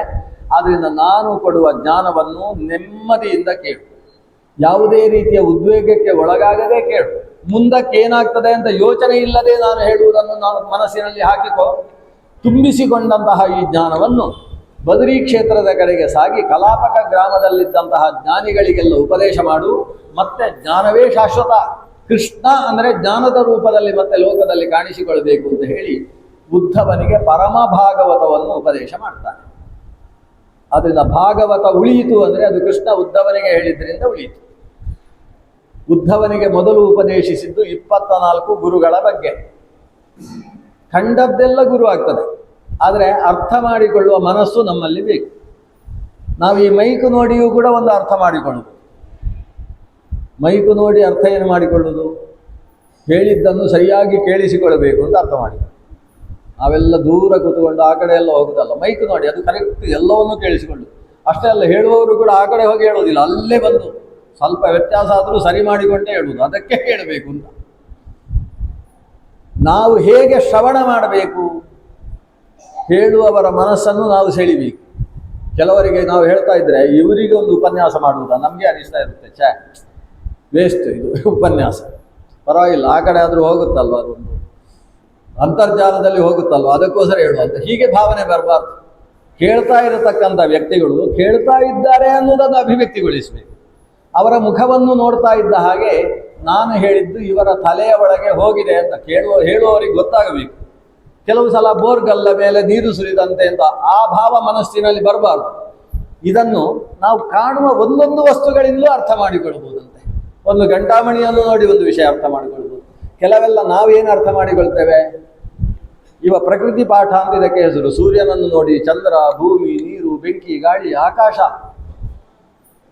ಒಂದು ಹಕ್ಕಿ, ಒಂದು ನಾಯಿ, ಪಿಂಗಲೆ ಅಂತ ಹೇಳ್ತಕ್ಕಂಥ ಒಬ್ಬಳು ವೇಶ್ಯ ಸ್ತ್ರೀ, ಒಬ್ಬಳು ಕುಮಾರಿ, ಪ್ರತಿಯೊಂದರಿಂದಲೂ ಒಂದೊಂದು ಅರ್ಥ ಮಾಡಿಕೊಂಡದ್ದು. ಕುಮಾರಿಯಿಂದ ಅರ್ಥ ಮಾಡಿಕೊಂಡದ್ದೇನು? ಹೆಚ್ಚು ಜನ ಇದ್ದಲ್ಲಿ ನಾವು ಸೇರಬಾರ್ದು ಅಂತ. ನಾವೆಲ್ಲ ಹೆಚ್ಚು ಜನ ಇದ್ದಲ್ಲಿಗೆ ಹೋಗಿ ಸೇರು. ನಾವಿಲ್ಲಿ ಕೂತು ಪ್ರವಚನ ಕೇಳ್ತಾ ಇದ್ದೇವೆ ಅಂತ ಅನ್ಕೊಳ್ಳಿ, ಅಲ್ಲಿ ಕೂತ್ಕೊಂಡು 4 ಜನ ಮಾತಾಡ್ತಾ ಇದ್ದಾರೆ ಅಂತ ಅನ್ಕೊಳ್ಳಿ, ನಮ್ಮ ಮನಸ್ಸಲ್ಲೇ ಇರ್ತದೆ. ಆಮೇಲೆ ಮೆಲ್ಲ ಯಾರಿಗೂ ಗೊತ್ತಾಗದೇ ಇದ್ದ ಹಾಗೆ ಬಗ್ಗಿ ಬಗ್ಗಿ ಹೋಗಿ ಅಲ್ಲಿ ಹೋಗಿ ಸೇರಿಕೊಳ್ತೇವೆ. ಯಾಕಂದ್ರೆ ನಮಗೊಂದು ಯೋಜನೆ ಏನಂದ್ರೆ, ಅಲ್ಲಿ 4 ಜನ ಮಾತಾಡ್ತಾ ಇದ್ದಾರೆ ಅಂದರೆ 5ನೇಯವರ ಬಗ್ಗೆ ಮಾತಾಡ್ತಾರೆ ಅಂತ ನಮ್ಗೆ ಸ್ಪಷ್ಟ ಗೊತ್ತು. ಅವರು 5ನೇಯವರ ಬಗ್ಗೆ, ಆ 5ನೇಯವರ ನಾನಾಗಬಾರ್ದಲ್ವ ಅಂತ ಅಲ್ಲಿ ಹೋಗಿ ಸೇರಿಕೊಂಡು 6ನೇಯವರ ಬಗ್ಗೆ ಮಾತಾಡ್ಲಿಕ್ಕೆ ಶುರು ಮಾಡ್ತಾರೆ. ಅರತಿರ್ ಜನ ಸಂಸದಿ, ಕೃಷ್ಣ ಹೇಳುವ ಒಂದು ದೊಡ್ಡ ಧರ್ಮ ಏನು ಅಂದರೆ, ಹೆಚ್ಚು ಜನ ಸೇರಿದಲ್ಲಿ ಸೇರದೇ ಇರುವುದರಿಂದ ನೀನು ಹೊಸ ಹೊಸ ವಿಷಯಗಳನ್ನು ಅರ್ಥ ಮಾಡಿಕೊಳ್ಳಬಹುದು. ಯಾಕಂದರೆ ಜನ ಸೇರಿದಲ್ಲಿ ನೀನು ಕೇಳುವುದು ಲೌಕಿಕ ಕಾಕುವಾರ್ತೆಗಳನ್ನು ಮಾತ್ರ. ಅಂತರ್ಮುಖವಾದಂತಹ ಅಂತರ್ಮುಖ ಚಿಂತನೆ ನಡಿಬೇಕು ಅಂತಾದರೆ ಜನ ಸಂಸತ್ತಿನಲ್ಲಿ ಹೆಚ್ಚು ಆಸಕ್ತಿ ಇರಬಾರ್ದು. ಜನ ಸೇರಿದ ಹಾಗೆ ಗಲಾಟೆ ಜಾಸ್ತಿ. ಕೈಯಲ್ಲಿ ಅಷ್ಟು ಬಳೆಗಳಿದ್ದಂತೆ ಆ ಕುಮಾರಿಯಲ್ಲಿ. ಬಂದಂತಹ ಹೆಣ್ಣು ನೋಡುವುದಕ್ಕೆ ಬಂದವರಿಗೆ ತಾನು ಅಡಿಗೆ ಮಾಡಬೇಕು ಅಂತ ತಾನು ಕೈಯಲ್ಲಿ ಹಿಡ್ಕೊಂಡು ಗುದ್ದುತ್ತಾ ಇದ್ದಾಳೆ. ಸಾಂಬಾರ ಪದಾರ್ಥಗಳನ್ನು ಗುದ್ದುತ್ತಾ ಇದ್ದಾಳೆ. ಶಬ್ದ ಆಗ್ತದೆ. ಓ, ಈಗ ಅಡಿಗೆ ಮಾಡ್ತಾ ಇದ್ದಾರೆ ಅಂತ ಅವರಿಗೆ ನಾಚಿಕೆ ಆಯ್ತಂತೆ. ಅವಳಿಗೆ ಕೈಯಲ್ಲಿದ್ದ ಶಂಖದ ಬಳೆಗಳನ್ನು ಒಂದೊಂದನ್ನೇ ತೆಗೆದಿಟ್ಟು 2 ಮಾತ್ರ ಉಳಿಸಿಕೊಂಡಿದ್ದಾಳೆ. ಆದರೂ ಶಬ್ದವಾಯಿತು. ಕೊನೆಗೆ ಅದನ್ನೂ ತೆಗೆದು 1 ಮಾತ್ರ ಇಟ್ಟುಕೊಂಡು ಗುದ್ದಿದರೆ ಶಬ್ದ ಆಗಲಿಲ್ಲ. ಇದನ್ನು ಇವ ನೋಡಿದ್ದಾನೆ ನೋಡಿ, ಅದು ಆಶ್ಚರ್ಯ. ಈ ಅವಧೂತ ನೋಡಿದ್ದಾನೆ, ಅವನಿಗೆ ಈ ವಿಷಯ. ಇದನ್ನು ನೋಡಿದವ ಒಂದು ತೀರ್ಮಾನಿಸಿದ, ಒಬ್ಬರೇ ಇರಬೇಕು, ಹೆಚ್ಚು ಜನ ರಾಶಿ ಬಿದ್ದಿರಬಾರ್ದು. ಬಿದ್ದರೆ ಗಲಾಟೆ, ಶಾಂತವಾಗಿ ಚಿಂತನೆ ಮಾಡಲಿಕ್ಕೆ ಆಗುವುದಿಲ್ಲ. ಈ ರೀತಿಯ ಚಿಂತನೆಗಳನ್ನು ಆತ ಒಂದೊಂದೇ ಚಂದ್ರನನ್ನು ನೋಡಿ ಏನು ಅರ್ಥ ಮಾಡಿಕೊಂಡ ಗೊತ್ತೋ? ಹುಟ್ಟು ಸಾವು ಅನ್ನುವುದು ಶರೀರಕ್ಕೆ ಹೊರತು ಆತ್ಮಕ್ಕಲ್ಲ ಅಂತ ತೀರ್ಮಾನಿಸಿದ. ಯಾಕಂದರೆ ಚಂದ್ರನನ್ನು ನೋಡಿದ, ಪೂರ್ಣ ಹುಣ್ಣಿಮೆಯ ಚಂದ್ರ ಇದ್ದ. ಮರುದಿವಸ ಸ್ವಲ್ಪ ಚಿಕ್ಕದಾದ, 15 ದಿವಸ ಆದಾಗ ಚಂದ್ರ ಇಲ್ಲ, ಕಣ್ಣಲ್ಲಿ ನೀರು ಬಂತಂತೆ. ಶೋಕಾಚರಣೆ ಮಾಡಿದ, ಚಂದ್ರ ಹೋದ ಅಂತ. ಮರುದಿವಸ ನೋಡಿದರೆ ಚಿಕ್ಕ ಚಂದ್ರ ಕಾಣಿಸಿದ, ಮತ್ತೆ ದೊಡ್ಡದಾಯಿತು. ಹುಣ್ಣಿಮೆ ದಿವಸ ಪೂರ್ಣನಾಗಿ ಕಂಡ. ಇದನ್ನು ನೋಡಿ ಅವ ತೀರ್ಮಾನಿಸಿದ, ಹಾಗಾದರೆ ಚಂದ್ರ ಸತ್ತದ್ದು ಅಲ್ಲ, ಚಂದ್ರ ಹುಟ್ಟಿದ್ದು ಅಲ್ಲ, ಮತ್ತೇನು? ಚಂದ್ರ ಮಂಡಲಕ್ಕೆ ಮಾತ್ರ ಉತ್ಪತ್ತಿ, ಕ್ಷಯ, ನಾಶ ಅಂತಕ್ಕಂಥದ್ದು ಇರುವಂಥದ್ದು. ಚಂದ್ರ ಮಂಡಲ ಇದ್ದ ಹಾಗೆ ನಮ್ಮ ಶರೀರ, ಚಂದ್ರ ಇದ್ದ ಹಾಗೆ ನಾವು, ಆತ್ಮ ಅನ್ನೋದು ಶಾಶ್ವತ, ಶರೀರ ಮಾತ್ರ ನಶ್ವರ. ಈ ವೇದಾಂತದ ಸೂಕ್ಷ್ಮ ವಿಷಯ ಚಂದ್ರನನ್ನು ನೋಡಿ ಅರ್ಥ ಮಾಡಿಕೊಳ್ಳುವುದಕ್ಕೆ ಬೇಕಾದ ಕಣ್ಣು ಇದ್ದಾಗ ಪ್ರಪಂಚದಿಂದಲೇ ಜ್ಞಾನವನ್ನು ಪಡೆಯಬಹುದು. ಈ ಶರೀರವೂ ಕೂಡ ನಮಗೆ ಗುರುವಾಗ್ತದೆ. ಮುಂದೆ ಇರುವ ಪ್ರತಿಯೊಂದು ವಸ್ತುವು ಕೂಡ ನಮಗೆ ಗುರುವಾಗಿ ಜ್ಞಾನವನ್ನು ತುಂಬಿಸುತ್ತೆ ಅನ್ನುವ ಜ್ಞಾನದ ಹೆದ್ದಾರಿಯನ್ನು ತೆರೆದಿಡುವ ಮೊದಲ ಉಪದೇಶ ಅದು ಅವಧೂತ ಗೀತೆಯ ಮೂಲಕವಾಗಿ ನಡೆದಿದೆ. ನಂತರದಲ್ಲಿ ದೊಡ್ಡ ಜ್ಞಾನದ ರಾಶಿ, ಅದನ್ನು ಈ ಭಾಗವತದ ಉಪನಿಷತ್ತು ಅಂತ ನಾವು ಕರೀತೇವೆ. ಉಪನಿಷತ್ತು ಅನ್ನುವ ಶಬ್ದಕ್ಕೆ ರಹಸ್ಯ ವಿದ್ಯಾ ಅಂತ ಅರ್ಥ. ರಹಸ್ಯವಾದ ವಿದ್ಯೆಯನ್ನು ಉಪನಿಷತ್ತು ಅಂತ ಕರೆಯುವುದು. ಭಗವದ್ವಿಷಯಕವಾದಂತಹ ದೊಡ್ಡ ಜ್ಞಾನದ ನಿಧಿ ಅದರಲ್ಲಿ ತುಂಬಿದೆ. ಭಗವದ್ಗೀತೆಗಿಂತ ದೊಡ್ಡದಾದ ಜ್ಞಾನ ನಿಧಿ. ದೇವರು ಅಂದರೆ ಏನು ಅಂತ ಒಂದು ಪ್ರಶ್ನೆ. ಅದಕ್ಕೆ ದೇವರು ಅಂತ ಹೇಳಿದರೆ ಸದ್ಗುಣಗಳು ಅಂತ ಉತ್ತರ. ಇಷ್ಟೇ. ಇದೆಲ್ಲ ಎಲ್ಲೂ ಸಿಗುವುದಿಲ್ಲ, ಭಾಗವತದಲ್ಲೇ ಸಿಗುವುದು. ನಾವು ದೇವರು ಅಂದರೆ ಏನು ಅಂತ ಹೇಳಿದರೆ ಹೀಗೆ ಚಿತ್ರ ಬರೆದು ತೋರಿಸ್ತೇವೆ, ಅದು ದೇವರು. ತಿರುಪತಿಯಲ್ಲಿ ಉಂಟಲ್ವ ಅದು ದೇವರು, ಉಡುಪಿಯಲ್ಲಿ ಉಂಟಲ್ವ ಅದು ದೇವರು ನಾವು ಹೇಳ್ತೇವೆ. ಉಡುಪಿಯಲ್ಲಿರುವುದು ತಿರುಪತಿಯಲ್ಲಿರುವುದು ಭಗವಂತನ ಪ್ರತಿಮೆ. ದೇವರು ಅಂದರೆ ಎಲ್ಲೆಡೆ ಇರುವಂತಹದ್ದು. ಎಲ್ಲೆಡೆ ಇರುವಂತಹದ್ದು ಅಂದ್ರೆ ಏನು? ಸದ್ಗುಣಗಳೇ ದೇವರು ಅಂತ ಒಂದು ಉತ್ತರವನ್ನು ಕೊಡ್ತಾನೆ ಭಗವಂತ ಕೃಷ್ಣ. ಹಾಗಾದರೆ ಒಬ್ಬರಲ್ಲಿ ಸದ್ಗುಣದ ರಾಶಿ ನಮಗೆ ಕಂಡಿತು ಅಂತಾದರೆ ಅಲ್ಲಿ ದೇವರನ್ನು ಉಪಾಸನೆ ಮಾಡಬೇಕು. ಯದ್ಯದ್ ವಿಭೂತಿ ಮತ್ಸತ್ವಂ ಶ್ರೀಮದೂರ್ಜಿತಮೇವವ ತತ್ತದೇವಾವಗಚ್ಚತ್ವಂ ಮಮ ತೇಜೋಂಶ ಸಂಭವಂ ಅಂತ ಕೃಷ್ಣ ವಿಭೂತಿ ಯೋಗದ ಕೊನೆಯಲ್ಲಿ ಹೇಳ್ತಾನೆ. ಲೋಕದಲ್ಲಿ ಯಾವುದು ವಿಶೇಷವಾದ ವಿಭೂತಿ, ವಿಶೇಷವಾದ ಊರ್ಜೆ, ವಿಶೇಷವಾದ ತೇಜಸ್ಸು ಅಥವಾ ಸದ್ಗುಣ ಒಂದು ಕಡೆ ಕಾಣಿಸಿತು ಅಂತಾದರೆ ಅದು ನನ್ನ ಅಂಶವುಳ್ಳದ್ದು ಅಂತ ತಿಳ್ಕೊಂಡು ಅದನ್ನು ಆರಾಧನೆ ಮಾಡು. ಅದರಿಂದ ಲೋಕದಲ್ಲಿ ಸದ್ಗುಣಗಳು ಅದು ಪೂಜಾಸ್ಥಾನವಾಗಬೇಕು. ಗುಣ ಪೂಜಾಸ್ಥಾನಂ. ಗುಣಗಳೇ ಭಗವಂತನ ಪೂಜೆಯ ಮುಖ್ಯವಾದಂತಹ ತಾಣ ಅನ್ನುವುದು ಈ ಭಾಗವತದ ಬೆಳಕಿನಲ್ಲಿ ಸಿಗತಕ್ಕಂತಹ ವಿಷಯ. ನಾವು ಸಿದ್ಧಿಗಳನ್ನು ಸಂಪಾದಿಸಿಕೊಳ್ಳುವುದು ಅಂತ ಲೋಕದಲ್ಲಿ ಬಹಳ ಯೋಗಶಾಸ್ತ್ರದ ಬಗ್ಗೆ ತುಂಬ ಆಸಕ್ತಿ ಜನಕ್ಕೆ ಇರ್ತದೆ. ಯೋಗದಿಂದ ಸಿದ್ಧಿಗಳು ಅಂತ ಕೃಷ್ಣ ಸಿದ್ಧಿಗಳ ಬಗ್ಗೆಯೂ ಕೂಡ ಉದ್ಧವನಿಗೆ ಉಪದೇಶ ಮಾಡ್ತಾನೆ. ನಾವು ಯೋಗ ಸಾಧನೆ ಮಾಡ್ತಾ ಹೋದ ಹಾಗೆ ನಮಗೆ ಸಿದ್ಧಿಗಳು ಸಿಗ್ತಾ ಹೋಗ್ತವೆ ಪ್ರಲೋಭನೆಯ ರೂಪದಲ್ಲಿ. ಯೋಗ ಸಾಧನೆ ಅಂದರೆ ಮುಖ್ಯವಾಗಿ ಸಗರ್ಭ ಪ್ರಾಣಾಯಾಮವನ್ನು ಮಾಡಿ ಹೃದಯದಲ್ಲಿ ಭಗವಂತನನ್ನು ಧ್ಯಾನ ಮಾಡುವುದು. ನಗುಮುಖದ ಸುಂದರವಾದ ರೂಪವನ್ನು ಒಳಗಿನಿಂದ ಧ್ಯಾನ ಮಾಡ್ತಾ ಇರಬೇಕು. ಆಗ ಹೊರಗೆ ನಡೆಯುವ ಯಾವ ವಿಷಯವೂ ಕೂಡ ಮನಸ್ಸಿಗೆ ಅಂಟಬಾರದು. ಪ್ರತಿಯೊಂದು ಇಂದ್ರಿಯಗಳು ಪರಿಶುದ್ಧವಾಗಿ ಅಂತರ್ಮುಖಿಯಾಗಿ ನಿಲ್ಲಬೇಕು. ಶಾಂತವಾಗಿ ಕುಳಿತಂತಹ ಮನಸ್ಸಿನಲ್ಲಿ ದೇವರನ್ನು ನೀನು ಚಿಂತನೆ ಮಾಡ್ತಾ ಇರುವ ಹಾಗೆ ನಿನ್ನ ಶರೀರ ಲಘುವಾಗುತ್ತೆ. ನನಗೆ ಶರೀರ ಸಂಬಂಧಿಸಿದ್ದಲ್ಲ ಅನ್ನುವ ಭಾವ ಬರ್ತದೆ. ಆತ್ಮ ಶಾಂತವಾಗಿ ಆಕಾಶದಲ್ಲಿ ಹಾರಿದ ಅನುಭವವನ್ನು ಪಡಿತಾನೆ. ಅವರಿಗೆ ಒಳಗಿಂದ ಒಳಗೆ ಅನಾಹತ ಧ್ವನಿಯ ಶ್ರವಣವಾಗ್ತದೆ. ಓಂಕಾರದ ಲಘುನಾದವನ್ನು ಶ್ರವಣ ಮಾಡ್ತಾ ಆದ ಆನಂದದ ರಸವನ್ನು ಪಾನ ಮಾಡ್ತಾ ಕುಳಿತು ಬಿಡ್ತಾನೆ. ಆ ಒಳಗಿನ ಆ ಆನಂದದಲ್ಲಿ ಆತನಿಗೆ ಲೋಕದ ಪರಿವೇ ಇರುವುದಿಲ್ಲ. ಇಂತಹ ಶಾಂತವಾದ ವಾತಾವರಣದಲ್ಲಿ ಅವರಿಗೆ ಇದ್ದಕ್ಕಿದ್ದ ಹಾಗೆ ಒಂದೊಂದು ಶಕ್ತಿಗಳು ಆವಿರ್ಭಾವ ಆಗುವುದಕ್ಕೆ ಪ್ರಾರಂಭವಾಗ್ತದೆ. ಅದಕ್ಕೆ ಯೋಗ ಸಿದ್ಧಿಗಳು ಅಂತ ಹೆಸರು. ನೆಲಬಿಟ್ಟು ಆತ ಏರ್ಬೋದು. ಲಘಿಮ, ಅಣಿಮ, ಮಹಿಮ, ಗರಿಮ ಮೊದಲಾದಂತಹ ಸಿದ್ಧಿಗಳನ್ನು ಆತ ಪಡಿಬೋದು. ಬಯಸಿದ ತಾಣಕ್ಕೆ ಕ್ಷಣ ಮಾತ್ರದಲ್ಲಿ ಹೋಗುವಂತಹ ಪ್ರಾಕಾಮ್ಯ ಪ್ರಾಪ್ತಿ ಅನ್ನುವ ಸಿದ್ಧಿಗಳು ಅವರಿಗೆ ಬರ್ಬೋದು. ಪ್ರತಿಯೊಬ್ಬರನ್ನು ವಶೀಕರಿಸಿಕೊಳ್ಳತಕ್ಕಂತಹ ಈಶಿತ್ವ ವಶಿತ್ವಗಳು ಕೂಡ ಅವನಿಗೆ ಲಭಿಸಬಹುದು. ಪರಕಾಯ ಪ್ರವೇಶವನ್ನು ಮಾಡುವ ಶಕ್ತಿಯು ಅವನಿಗೆ ಬರ್ಬೋದು. ಆಚಾರ್ಯರು ಈ ಸಂದರ್ಭದಲ್ಲಿ ಒಂದು ವಿವರಣೆಯನ್ನು ಕೊಡ್ತಾರೆ. ಭಗವಂತನ ಧ್ಯಾನದಿಂದ ಎಲ್ಲ ರೀತಿಯ ಯೋಗ ಶಕ್ತಿಯು ಮನುಷ್ಯನಿಗೆ ಬರ್ತದೆ. ಆದರೆ ಆ ಯೋಗ ಶಕ್ತಿಯನ್ನು ಆತ ಉಪಯೋಗಿಸುವದು. ದುಡ್ಡು ಸಂಪಾದನೆ ಮಾಡುವುದಕ್ಕೆ, ಹೊಟ್ಟೆ ತುಂಬಿಸುವುದಕ್ಕೆ ತಾನು ಯೋಗ ಸಿದ್ಧಿಗಳನ್ನು ಬಳಸಿಕೊಳ್ಳಬಾರದು. ಅದು ಪ್ರಲೋಭನೆಗಳು. ದೇವರನ್ನು ಮುಟ್ಟುವುದಕ್ಕೆ ಸಾಕ್ತಾ ಇರತಕ್ಕಂತಹ ವ್ಯಕ್ತಿಯ ಮಧ್ಯದಲ್ಲಿ ಪರೀಕ್ಷೆ ಮಾಡುವುದಕ್ಕೋಸ್ಕರ ದೇವತೆಗಳು ಕೊಡ್ತಕ್ಕಂತಹ ಸಿದ್ಧಿಗಳು ಅದು. ಅದರಿಂದಾಗಿ ನೀನು ದೇವರ ಕಡೆಗೆ ವಿಮುಖನಾಗಬಾರದು. ಅದನ್ನು ಹಾಗೆ ಮೆಟ್ಟಿ ನಿಂತು ಮತ್ತೆ ಭಗವಂತನನ್ನು ಪಡೆಯುವುದಕ್ಕೆ ಅಂತರ್ಮುಖ ಸಾಧನೆಯಲ್ಲಿ ತೊಡಗಬೇಕು. ತನಗೆ ಉಂಟಾದಂತಹ ಜ್ಞಾನವನ್ನು ಲೋಕಕ್ಕೆ ಉಪದೇಶ ಮಾಡಬೇಕು. ಜ್ಞಾನವನ್ನು ಉಪದೇಶ ಮಾಡುವುದರಿಂದ ಭಗವಂತ ಇನ್ನಷ್ಟು ತೃಪ್ತನಾಗ್ತಾನೆ. ಜೀವನದ ಪರಮ ಮುಖ್ಯ ಸಾಧನೆಯ ಮಾರ್ಗಗಳನ್ನು ನಿರೂಪಿಸ್ತಕ್ಕಂಥ ಭಾಗ ಇದು. ದೇವರ ಪೂಜೆಯನ್ನು ಹೇಗೆ ಮಾಡಬೇಕು ಅನ್ನುವುದರ ವಿವರಣೆ. ಉದ್ಧವನಿಗೆ ಕೊನೆಯಲ್ಲಿ ಕೃಷ್ಣ ಕೊಟ್ಟಂತಹ ವಿವರಣೆ ಅದು. ದೇವರ ಪೂಜೆ ಅದು ಹೃದಯದಲ್ಲಿ ದೇವರನ್ನು ಕೂಡಿಸಿ ಅಲ್ಲಿಂದ ಹೊರಗೆ ತೆಗೆದು ಪ್ರತಿಮೆಯಲ್ಲಿ ಕೂಡಿಸಬೇಕು. ಕೃಷ್ಣ ಹೇಳುವ ದೊಡ್ಡ ವಿಷಯ ಧ್ಯಾನ ಆವಾಹನ. ಧ್ಯಾನ ಮಾಡದೆ ನೀನು ದೇವರನ್ನು ಆವಾಹನೆ ಮಾಡುವುದಕ್ಕೆ ಅಧಿಕಾರಿ ಅಲ್ಲ. ಹೃದಯದಲ್ಲಿ ದೇವರನ್ನು ಧ್ಯಾನ ಮಾಡಬೇಕು. ಸಂಸ್ಕಾರಮಯವಾದ ಮೂರ್ತಿಯನ್ನು ಹೃದಯದಲ್ಲಿ ಪ್ರತಿಷ್ಠಾಪನೆ ಮಾಡಿಕೊಳ್ಳಬೇಕು. ಆ ಮೂರ್ತಿಯನ್ನು ನೀನು ಪ್ರತಿಮೆಯಲ್ಲಿ ಆವಾಹನೆ ಮಾಡಿ ಪೂಜೆ ಮಾಡಬೇಕು. ಹೀಗೆ ಒಳಗಿದ್ದ ದೇವರನ್ನು ಹೊರಗೆ ಕೂಡಿಸಿ ಅದರಲ್ಲಿ ರಥಾದಿ ಉಪಚಾರ, ರಥದಲ್ಲಿ ಕೂಡಿಸಬೇಕಾದರೂ ದೇವರಿಗೆ ಉಪಚಾರ ಮಾಡು. ಎಲ್ಲ ರೀತಿಯ ವಿಭವೇ ಸತಿ, ನಿನಗೆ ಏನು ವೈಭವ ಉಂಟು ಆ ವೈಭವದಿಂದ ಪವಮಾನ ಸೂಕ್ತ, ಪುರುಷ ಸೂಕ್ತ, ಮಹಾಪುರುಷ ವಿದ್ಯೆ ಅಂದರೆ ಜಿತಂತೆ ಮಂತ್ರ ಇವುಗಳಿಂದೆಲ್ಲ ಅಭಿಷೇಕ ಮಾಡಿಕೊಂಡು ಅದರಲ್ಲಿ ಪೂಜೆಯನ್ನು ಸಲ್ಲಿಸಬೇಕು ಅನ್ನುವ ವಿವರಣೆಯನ್ನು ಕೊಡ್ತಾನೆ. ಉದ್ಧವ ಕೃಷ್ಣನಿಂದ ಸಮಗ್ರ ಉಪದೇಶವನ್ನು ಪಡೆದು ಕೃಷ್ಣನಿಗೆ ನಮಸ್ಕಾರ ಮಾಡಿ ಆ ಜ್ಞಾನವನ್ನು ಹೊತ್ತುಕೊಂಡು ಉತ್ತರದ ಕಡೆಗೆ ಸಾಗಿದ. ಇಷ್ಟರಲ್ಲಿ ಯದುಗಳು ಪರಸ್ಪರ ಹೋರಾಡಿ ಸತ್ತಿದ್ದಾರೆ. ಬಲರಾಮನು ಕೂಡ ಸಿಕ್ಕಾಪಟ್ಟೆ ಯದುಗಳನ್ನು ತಾನೇ ಹೊಡೆದು ಕೊಂದ. ಕೊನೆಗೆ ಸಮುದ್ರ ತೀರದಲ್ಲಿ ಪದ್ಮಾಸನ ಹಾಕಿಕೊಂಡು ಕೂತ ತನ್ನ ಮೂಲ ರೂಪದ ಧ್ಯಾನ ಮಾಡ್ತಾನೆ. ಒಂದು ಸರ್ಪದ ಆಕಾರವನ್ನು ಪಡೆದು ಸಮುದ್ರದ ಒಳಗೆ ಬಲರಾಮನೂ ಪ್ರವೇಶ ಮಾಡಿಬಿಟ್ಟ. ಶೇಷ ರೂಪದಿಂದ ಪ್ರವೇಶಿಸಿದ. ಭಗವಂತ ಕೃಷ್ಣ ತಾನು ಒಂದು ಮರದ ಅಡಿಯಲ್ಲಿ ಪಾದದ ಮೇಲೆ ಪಾದ ಹಾಕಿಕೊಂಡು ಪಾದವನ್ನು ಅಲುಗಾಡಿಸ್ತಾ ಕೂತಿದ್ದಾನೆ. ಜರ ಎಂಬ ವ್ಯಾಧ ಆ ಒನಕೆಯ ತುಂಡನ್ನು ತನ್ನ ಬಾಣಕ್ಕೆ ಸಿಕ್ಕಿಸಿಕೊಂಡಿದ್ದವ ಅದೇ ಬಾಣದಿಂದ ಕೃಷ್ಣನ ಪಾದವನ್ನು ಒಂದು ಪ್ರಾಣಿಯ ಪಾದ ಅಂತ ಭಾವಿಸಿ ಬಾಣ ಹೊಡೆದ.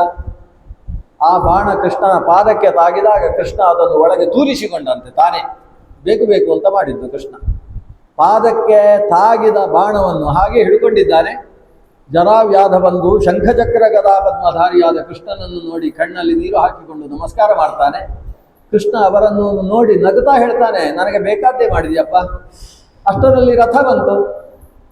ಕೃಷ್ಣ ತಾನು ತನ್ನ ಶರೀರದ ಹಾಗೇ ಒಂದು ಶರೀರವನ್ನು ಅಲ್ಲಿ ಸೃಷ್ಟಿ ಮಾಡಿ ತಾನು ತನ್ನ ಮೂಲ ರೂಪದಿಂದಲೇ ಪರಂಧಾಮಕ್ಕೆ ಸಾಗಿದ, ದೇವ ಯಾತ್ರೆಯನ್ನು ಕೈಗೊಂಡ. ಅಷ್ಟರಲ್ಲಿ ಅರ್ಜುನ ಬಂದಿದ್ದಾನೆ ರಥ ಹಿಡ್ಕೊಂಡು. ಕೃಷ್ಣ ಹೇಳಿ ಕಳಿಸಿದ್ದಾನೆ ಅಂತ ಬಂದಂತಹ ಅರ್ಜುನ ಕೃಷ್ಣನ ಅಳಿದುಳಿದಂತಹ ಸತಿಯರನ್ನೆಲ್ಲ ತಾನು ಕರೆದುಕೊಂಡು ಹಸ್ತಿನಪುರಕ್ಕೆ ತಾನು ಸಾಗಿದ್ದಾನೆ. ಸಾಕ್ಷಾತ್ ರುಕ್ಮಿಣೀದೇವಿ ತಾನು ಅಗ್ನಿಯಲ್ಲಿ ಪ್ರವೇಶ ಮಾಡಿ ತನ್ನ ಸ್ವರೂಪದಲ್ಲಿ ಹೋಗಿ ಸೇರಿಕೊಳ್ತಾಳೆ. ಸತ್ಯಭಾಮಾದೇವಿ ಕಾಡಿನಲ್ಲಿ ಪ್ರವೇಶ ಮಾಡಿಕೊಂಡು ತನ್ನ ರೂಪದಲ್ಲಿ ಪ್ರವೇಶ ಮಾಡ್ತಾಳೆ.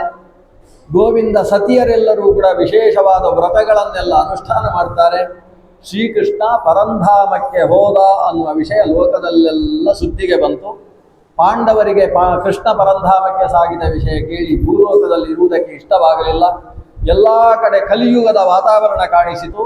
ಅವರು ಕೂಡ ಮಹಾಪ್ರಸ್ಥಾನವನ್ನು ಕೈಗೊಂಡು. ಇತ್ತ ಕಲಿಯುಗದ ವರ್ಣನೆ 12ನೇ ಸ್ಕಂಧ 5 ನಿಮಿಷದಲ್ಲಿ ಉಪಸಂಹಾರಕ್ಕೆ ಬರ್ತೇನೆ. 12ನೇ ಸ್ಕಂದದಲ್ಲಿ ಕಲಿಯುಗದ ಕಥೆ. ಕಲಿಯುಗದ ಕಥೆ ಏನು? ರಾಜನನ್ನು ಮಂತ್ರಿಗಳು ಕೊಂದು ಮಂತ್ರಿಗಳು ತಮ್ಮ ಮಕ್ಕಳನ್ನು ಸಿಂಹಾಸನದಲ್ಲಿ ಕೂಡಿಸಿದರು ಅನ್ನುವಲ್ಲಿಂದ ಕಲಿಯ ಕಥೆ ಶುರುವಾಗ್ತದೆ. ಕಲಿಯುಗದಲ್ಲಿ ಯಾವುದಕ್ಕೆ ಪ್ರಾಧಾನ್ಯ? ದುಡ್ಡಿಗೆ ಪ್ರಾಧಾನ್ಯ ಅಂತೆ. ವಿತ್ತ ಅಂದರೆ ಅದಕ್ಕಿಂತ ಶ್ರೇಷ್ಠವಾದ್ದು ಮತ್ತೊಂದಿಲ್ಲಂತೆ. ಇಲ್ಲಿ ಶುಕಾಚಾರ್ಯರು ತಮಾಷೆ ಮಾಡ್ತಾರೆ, ಏನು ದುಡ್ಡು ಅಂತ ಸಾಯ್ತಾರೆ ಕಲಿಯುಗದ ಜನ. ಏನು ದುಡ್ಡಿನಲ್ಲಿದೆ? ದುಡ್ಡು ತಿನ್ನಲಿಕ್ಕಾಗುವುದಿಲ್ಲ. ದುಡ್ಡನ್ನು ತಲೆದಿಂಬಿನಲ್ಲಿ ಹಾಕಿ ಇಟ್ಟುಕೊಂಡು ಮಲಗಿದ್ರೆ ನಿದ್ದೆಯೂ ಬರುವುದಿಲ್ಲ. ನಿದ್ದೆ ಇಲ್ಲ, ತಿನ್ನಲಿಕ್ಕಿಲ್ಲ. ಮನುಷ್ಯನಿಗೆ ಸುಖ ಏನು? ದುಡ್ಡಿನಲ್ಲಿ ಯಾವ ಸುಖ ಸಿಗ್ತದೆ ಅಂತ ಇವರು ದುಡ್ಡಿಗೆ ಆಕಾಂಕ್ಷೆ ಪಡ್ತಾರೆ. ಏನು ದುಡ್ಡು ಅಂತ ಕಿಸೆ ಪೂರ್ತಿ ತುಂಬಿಸಿಕೊಂಡಿರ್ತಾನೆ, ಅದನ್ನು ನೋಡಿದರೆ ಬರೀ ಕಾಗದಗಳಷ್ಟೇ. ಅದಕ್ಕೆ ಏನು ಬೆಲೆ? ಭ್ರಾಂತಿ ಅಲ್ವೇ ಈತನಿಗೆ? ಯಾವುದೋ ಬಂಗಾರದ ಬಗ್ಗೆ, ದುಡ್ಡಿನ ಬಗ್ಗೆ, ಹೇಮದ ಬಗ್ಗೆ ಭ್ರಾಂತಿಯನ್ನು ಬೆಳೆಸಿಕೊಂಡಿದ್ದಾನೆ. ಆ ಕಾರಣದಿಂದ ದುಡ್ಡಿಗೋಸ್ಕರ ಮತ್ತೊಬ್ಬರನ್ನು ಸಾಯಿಸುವುದಕ್ಕೂ ಸಿದ್ಧನಾಗ್ತಾನೆ. ಪತಿ ಪತ್ನಿಯರಲ್ಲಿ ವಿರಸ ಉಂಟಾಗ್ತದೆ. ಅಪ್ಪ ಮಕ್ಕಳಲ್ಲಿ ವಿರಸ ಉಂಟಾಗ್ತದೆ. ಮಕ್ಕಳು ಅಪ್ಪನನ್ನೇ ಮನೆಯಿಂದ ಹೊರಗೆ ಹಾಕುವಂತಹ ಪ್ರಸಂಗಗಳು ದುಡ್ಡಿಗೋಸ್ಕರ, ಭೂಮಿಗೋಸ್ಕರ ನಡೆದು ಹೋಗ್ತವೆ. ಇದೆಲ್ಲ ಕಲಿಯುಗದಲ್ಲಿ ನಡೆಯತಕ್ಕಂತಹ ದೈನಂದಿನ ಕಥೆಗಳು. ಇದು ಒಂದು ಕಡೆ. ಆದರೆ ಬ್ರಾಹ್ಮಣನಿಗೆ ನಾನು ಬ್ರಾಹ್ಮಣ ಅಂತ ಗೊತ್ತಿರುವುದಿಲ್ಲಂತೆ. ಅವನು ಬ್ರಾಹ್ಮಣ ಯಾಕೆ ಅಂತ ಯಾರಾದರೂ ಕೇಳಿದರೆ, ನೋಡಿ ಯಜ್ಞೋಪವೀತ ಉಂಟು ಅಂತ ತೆಗೆದು ತೋರಿಸ್ತಾನಂತೆ. ಅಷ್ಟೇ. ವಿಪ್ರತ್ವೇ ಸೂತ್ರಮೇವಹಿ ಅಂತ ಹೇಳ್ತಾರೆ ಭಾಗವತದಲ್ಲಿ. ಬ್ರಾಹ್ಮಣ್ಯಕ್ಕೆ ಆ ಯಜ್ಞೋಪವೀತ ಬಿಟ್ಟರೆ ಬೇರೆ ಒಂದು ಲಕ್ಷಣ ಇಲ್ಲಂತೆ ಅವನ ಹತ್ರ. ಅವನ ಮುಖವನ್ನು ನೋಡಿದರೆ ಬ್ರಾಹ್ಮಣ ಅಂತ ಗೊತ್ತಾಗುವುದಿಲ್ಲ, ಅವ ಊಟ ಮಾಡುವುದನ್ನು ನೋಡಿದರೆ ಬ್ರಾಹ್ಮಣ ಅಂತ ಗೊತ್ತಾಗುವುದಿಲ್ಲ, ಅವ ಹಾಕಿಕೊಂಡ ವಸ್ತ್ರವನ್ನು ನೋಡಿದರೆ ಬ್ರಾಹ್ಮಣ ಅಂತ ಗೊತ್ತಾಗುವುದಿಲ್ಲ. ಬರೀ ಒಂದು ಯಜ್ಞೋಪವೀತವನ್ನು ಕೆಲವು ಸಲ ಆಣಿಯಲ್ಲಿ ಸಿಕ್ಕಿಸಿರ್ತಾನೆ, ಕೆಲವು ಸಲ ಹಾಕೊಂಡಿರ್ತಾನೆ ಬ್ರಾಹ್ಮಣ. ಗಂಡು ಹೆಣ್ಣುಗಳಲ್ಲೂ ಕೂಡ ಇವರು ಗಂಡು ಇವರು ಹೆಣ್ಣು ಅಂತ ಹುಟ್ಟ ಬಟ್ಟೆಯಿಂದ ಗೊತ್ತಾಗುವುದಿಲ್ಲಂತೆ ಕಲಿಯುಗದ ಸ್ಥಿತಿ. ಮತ್ತೆ ಸ್ತ್ರೀತ್ವೇ ಪುಂಸ್ತ್ವೇ ಚ ಅಭಿರುಚಿ, ಇದು ಗಂಡು ಅಂತ ಯಾಕೆ ಗೊತ್ತಾಗುತ್ತೆ ಅಂದ್ರೆ ಹೆಣ್ಣಿನ ಕಡೆಗೆ ಆಸಕ್ತಿ ಇರುವುದರಿಂದ ಗಂಡು ಅಂತ ಗೊತ್ತಾಗುತ್ತದೆ, ಬೇರೆ ಯಾವುದೇ ಕಾರಣದಿಂದ ಗೊತ್ತಾಗುವುದಿಲ್ಲಂತೆ. ಇದೆಲ್ಲ ಕಲಿಯುಗದ ಸ್ಥಿತಿ. ತಲೆಗೂದಲು ನೋಡಿದರೆ ಗಂಡು ಹೆಣ್ಣು ಗೊತ್ತಾಗುವುದಿಲ್ಲ, ವಸ್ತ್ರ ನೋಡಿದರೆ ಗೊತ್ತಾಗುವುದಿಲ್ಲ, ಇಂಥ ಸ್ಥಿತಿ ಎಲ್ಲ ಬಂದು ಹೋಗುತ್ತಂತೆ. ಕೊನೆಗೆ ಅನ್ನವನ್ನು ಮಾರಾಟ ಮಾಡಿಕೊಂಡು ಹೊಟ್ಟೆ ಹೊರೆಯತಕ್ಕಂಥ ವ್ಯಕ್ತಿಗಳು, ಶಾಸ್ತ್ರ ಓದಿದವರು ಪಾಠ ಹೇಳಬೇಕಾದ್ರೆ ಇಷ್ಟು ದುಡ್ಡು ಕೊಟ್ಟರೆ ಮಾತ್ರ ಪಾಠ ಹೇಳ್ತೇನೆ ಅಂತ ಹೇಳುವುದು, ಪುರೋಹಿತರು ತಾವೇ ಸಂಪೂರ್ಣ ದುಡ್ಡು ತಗೊಂಡು ವ್ಯವಸ್ಥೆ ಮಾಡಿ ಕೊನೆಗೆ ಅವರಿಗೆ ಅರ್ಧದಷ್ಟು ಮಾತ್ರ ಖರ್ಚು ಮಾಡಿ ಮನೆಯನ್ನು ತುಂಬಿಸಿಕೊಳ್ತಕ್ಕಂಥ ಪುರೋಹಿತರು, ಇದೆಲ್ಲ ಕಲಿಯುಗದ ಸ್ಥಿತಿ ಅಂತೆ. ಕಲಿಯುಗದಲ್ಲಿ ಧರ್ಮ ಅಂತೆ. ಅಲ್ಲ, ಇಂಥ ಅಧರ್ಮಗಳು ತಾಂಡವವಾಡತಕ್ಕಂಥ ಪ್ರಸಂಗದಲ್ಲಿ ನಾವು ಬದುಕಬೇಕಾ ಅಂತ ಒಂದು ಪ್ರಶ್ನೆ ಬರ್ತದೆ. ಆವಾಗ ಹೇಳ್ತಾರೆ ಶುಕಾಚಾರ್ಯರು, ಕಲೇಹೆ ದೋಷದಿಧೇ ರಾಜನ್ ಅಸ್ತಿಹ್ಯೇಕೋ ಮಹಾನುಗುಣ ಕೀರ್ತನಾದೇವ ಕೃಷ್ಣಸ್ಯ ಮುಕ್ತ ಸಂಘ ಪರಂ ವ್ರಜೇತ್. ಅನೇಕ ದೋಷಭೂಯಿಷ್ಠವಾದಂತಹ ಕಲಿಯುಗದಲ್ಲೂ ಒಂದು ವಿಶೇಷವಾದಂತಹ ಗುಣ ಇದೆ. ಏನಂದರೆ ಭಗವಂತನ ಕೃಷ್ಣನ ಸಂಕೀರ್ತನ ಮಾತ್ರದಿಂದ ಎಲ್ಲ ದೋಷಗಳು ಹೋಗಿ ಆತ ಶುದ್ಧನಾಗಿ ಭಗವಂತನ ಸಾನ್ನಿಧ್ಯವನ್ನು ಪಡಿತಾನೆ. ಕಲಿಯುಗದಲ್ಲಿ ಸಂಕೀರ್ತನೆಗೆ ಬಹಳ ಮಹತ್ವ. ದೇವರ ನಾಮವನ್ನು ಸ್ಮರಣೆ ಮಾಡುವುದು, ದೇವರ ನಾಮವನ್ನು ಕೀರ್ತನೆ ಮಾಡುವುದು, ದೇವರ ನಾಮವನ್ನು ಸಂಕೀರ್ತನೆ ಮಾಡುವುದು. ಕೀರ್ತನೆ ಅಂದರೆ 4-5 ಜನ ಒಟ್ಟಿಗೆ ಕುಳಿತು ದೇವರನ್ನು ಹಾಡಿದರೆ ಅದಕ್ಕೆ ಕೀರ್ತನೆ ಅಂತ ಹೆಸರು. ಅದೇ ಕೀರ್ತನೆಯನ್ನು ಕುಣಿದು ಕುಪ್ಪಳಿಸಿ ಪ್ರದಕ್ಷಿಣೆ ಬಂದುಕೊಂಡು ಮಾಡಿದರೆ ಅದಕ್ಕೆ ಸಂಕೀರ್ತನೆ ಅಂತ ಹೆಸರು. ಸಂಕೀರ್ತನೆ ಅನ್ನುವುದು ಕಲಿಯುಗದಲ್ಲಿ ಭಗವಂತನಿಗೆ ಅತ್ಯಂತ ಪ್ರಿಯವಾದಂತಹ ಆರಾಧನೆ. ಯಾಕಂದರೆ ಅದು ಕಷ್ಟ ಇಲ್ಲ. ಹೆಚ್ಚು ಮನಸ್ಸನ್ನು ಧ್ಯಾನದ ಮೂಲಕ, ಯಜ್ಞದ ಮೂಲಕ ಯಾವ ರೀತಿಯಲ್ಲಿ ಕಷ್ಟಪಡಬೇಕು ಅಂತಹ ಕಷ್ಟ ಇದರಲ್ಲಿಲ್ಲ. ಶಾಂತವಾಗಿ ಕುಳಿತು ಅಥವಾ ನಿಂತುಕೊಂಡು ಕುಣಿದುಕೊಂಡು ದೇವರನ್ನು ಸಂಕೀರ್ತನೆ ಮಾಡುವುದು, ಭಜನೆ ಮಾಡುವುದು ಅನ್ನುವುದು ಕಲಿಯುಗದಲ್ಲಿ ಭಗವಂತನ ಉಪಾಸನೆಯಲ್ಲಿ ಬಹಳ ಮುಖ್ಯವಾದಂತಹ ಮಾರ್ಗ. ಇನ್ನು ಕೊನೆಗೆ ಬರೋಣ.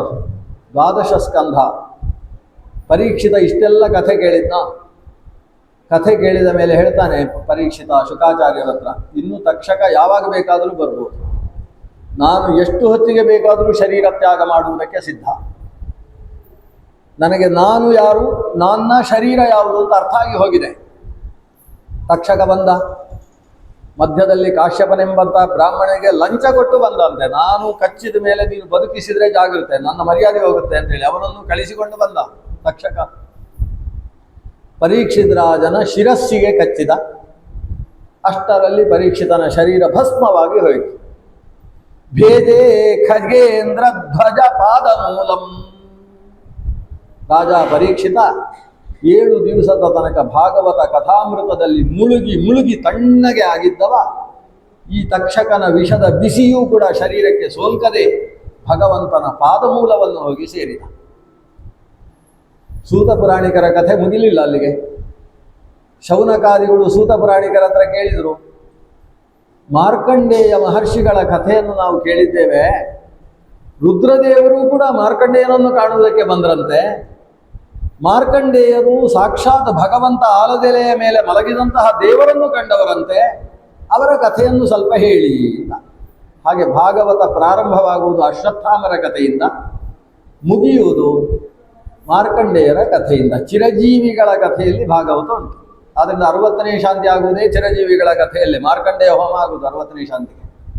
ಅಶ್ವತ್ಥಾಮಾದಿ ಚಿರಜೀವಿಗಳನ್ನು ಪೂಜಿಸುವಂತಹ ಯಜ್ಞಕ್ಕೆ ಮಾರ್ಕಂಡೇಯ ಹೋಮ ಅಂತ ಹೆಸರು.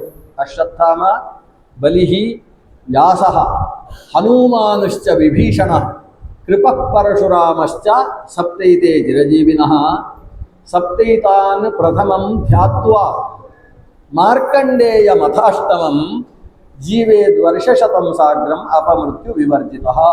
7 ಚಿರಜೀವಿಗಳನ್ನು ಧ್ಯಾನ ಮಾಡಿ 8ನೆಯವನಾಗಿ ಈ ಮಾರ್ಕಂಡೇಯನನ್ನು ಧ್ಯಾನಿಸಿದರೆ ಅಪಮೃತ್ಯು ವಿವರ್ಜಿತನಾಗಿ ಪೂರ್ಣ ಶತಮಾನ ಆಯುಷ್ಯವನ್ನು ಅನುಭವಿಸ್ತಾನೆ ಅನ್ನೋದು ಷಷ್ಠಿ ಪೂರ್ತಿಯಲ್ಲಿ ಚಿಂತನೆ ಮಾಡುವ ಒಂದು ವಿಷಯ.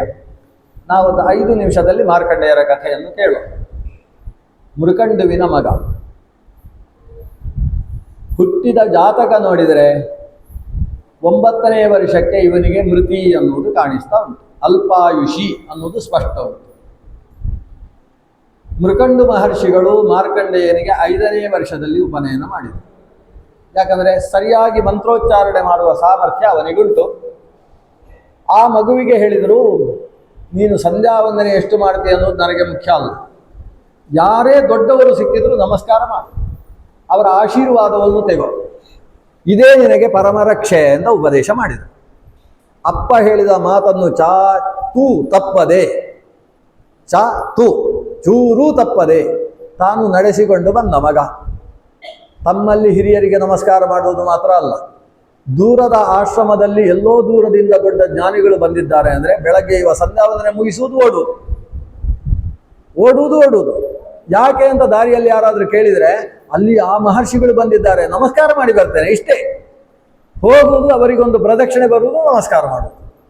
ಆ ಋಷಿಗಳು ಈ ಮಗುವಿನ ತೇಜಸ್ಸನ್ನು ನೋಡಿ ಖುಷಿಪಟ್ಟು ಎತ್ತಿ ಆಲಿಂಗಿಸಿ ತಲೆಯನ್ನು ಮುಟ್ಟಿ ದೀರ್ಘಾಯುಷ್ಮಂತನಾಗು ಮಗು ಅಂತ ಆಶೀರ್ವಾದ ಮಾಡ್ತಾರೆ. ಕೆಲವರು ಬರೀ ದೀರ್ಘಾಯುಷ್ಮಾನ್ ಭವ ಅಲ್ಲ, ಸುದೀರ್ಘಾಯುಷ್ಮಾನ್ ಭವ ಅಂತ ಕೆಲವರ ಆಶೀರ್ವಾದ. ಕೆಲವರು ದೀರ್ಘಾಯುಷ್ಮಾನ್ ಭವ ಅಂತ, ಅಲ್ಲೂ ದೀರ್ಘವೇ. ದೀರ್ಘೋತಿಶಯ ಅಂತ ಸೂತ್ರ ಇದೆ. ಅತಿಶಯಿತವನ್ನು ದ್ಯೋತಿಸುವುದಕ್ಕೋಸ್ಕರ ದೀರ್ಘ ಹಾಕೋದು. ಎಷ್ಟು ಜನ ಸೇರಿದ್ದಾರೆ ಅಂತ ಕೇಳಿದರೆ ನಾವು ತುಂಬ ಜನ ಅಂತ ಹೇಳುವುದಿಲ್ಲ, ತುಂಬ ಜನ ಸೇರಿದ್ರು ಅಂತ ಹೇಳು. ಅದನ್ನು ಕನ್ನಡದಲ್ಲಿ ಬರೀರಿ ಅಂದರೆ ಭಾಷಾ ತಜ್ಞರಿಗೆ ತುಂಬ ಹೇಗೆ ಬರೆಯುವುದು ಅಂತ ಗೊತ್ತಿಲ್ಲ. ಕೊನೆಗೆ ತುಂಬರ್ದು ಎಸ್ ಎಸ್ ಎಸ್ ಎಸ್ ಹಾಕಿ ಬಾ ಅಂತ ಬರೀತಾರೆ. ದೀರ್ಘ ಬಳಸುವುದು ಯಾಕೆ ಅಂತ ಹೇಳಿದರೆ ಅತಿಶಯ ದ್ಯೋತನೆಗೋಸ್ಕರ. ಎಲ್ಲರೂ ಆಶೀರ್ವಾದ ಮಾಡ್ತಾರೆ, ದೀರ್ಘಾಯುಷ್ಮಾನ್ ಭವ. 9 ವರ್ಷ ಆಯಿತು ಮಗುವಿಗೆ. ಯಮದೂತರು ಬಂದರೆ ಮುಟ್ಲಿಕ್ಕಾಗಲಿಲ್ಲ.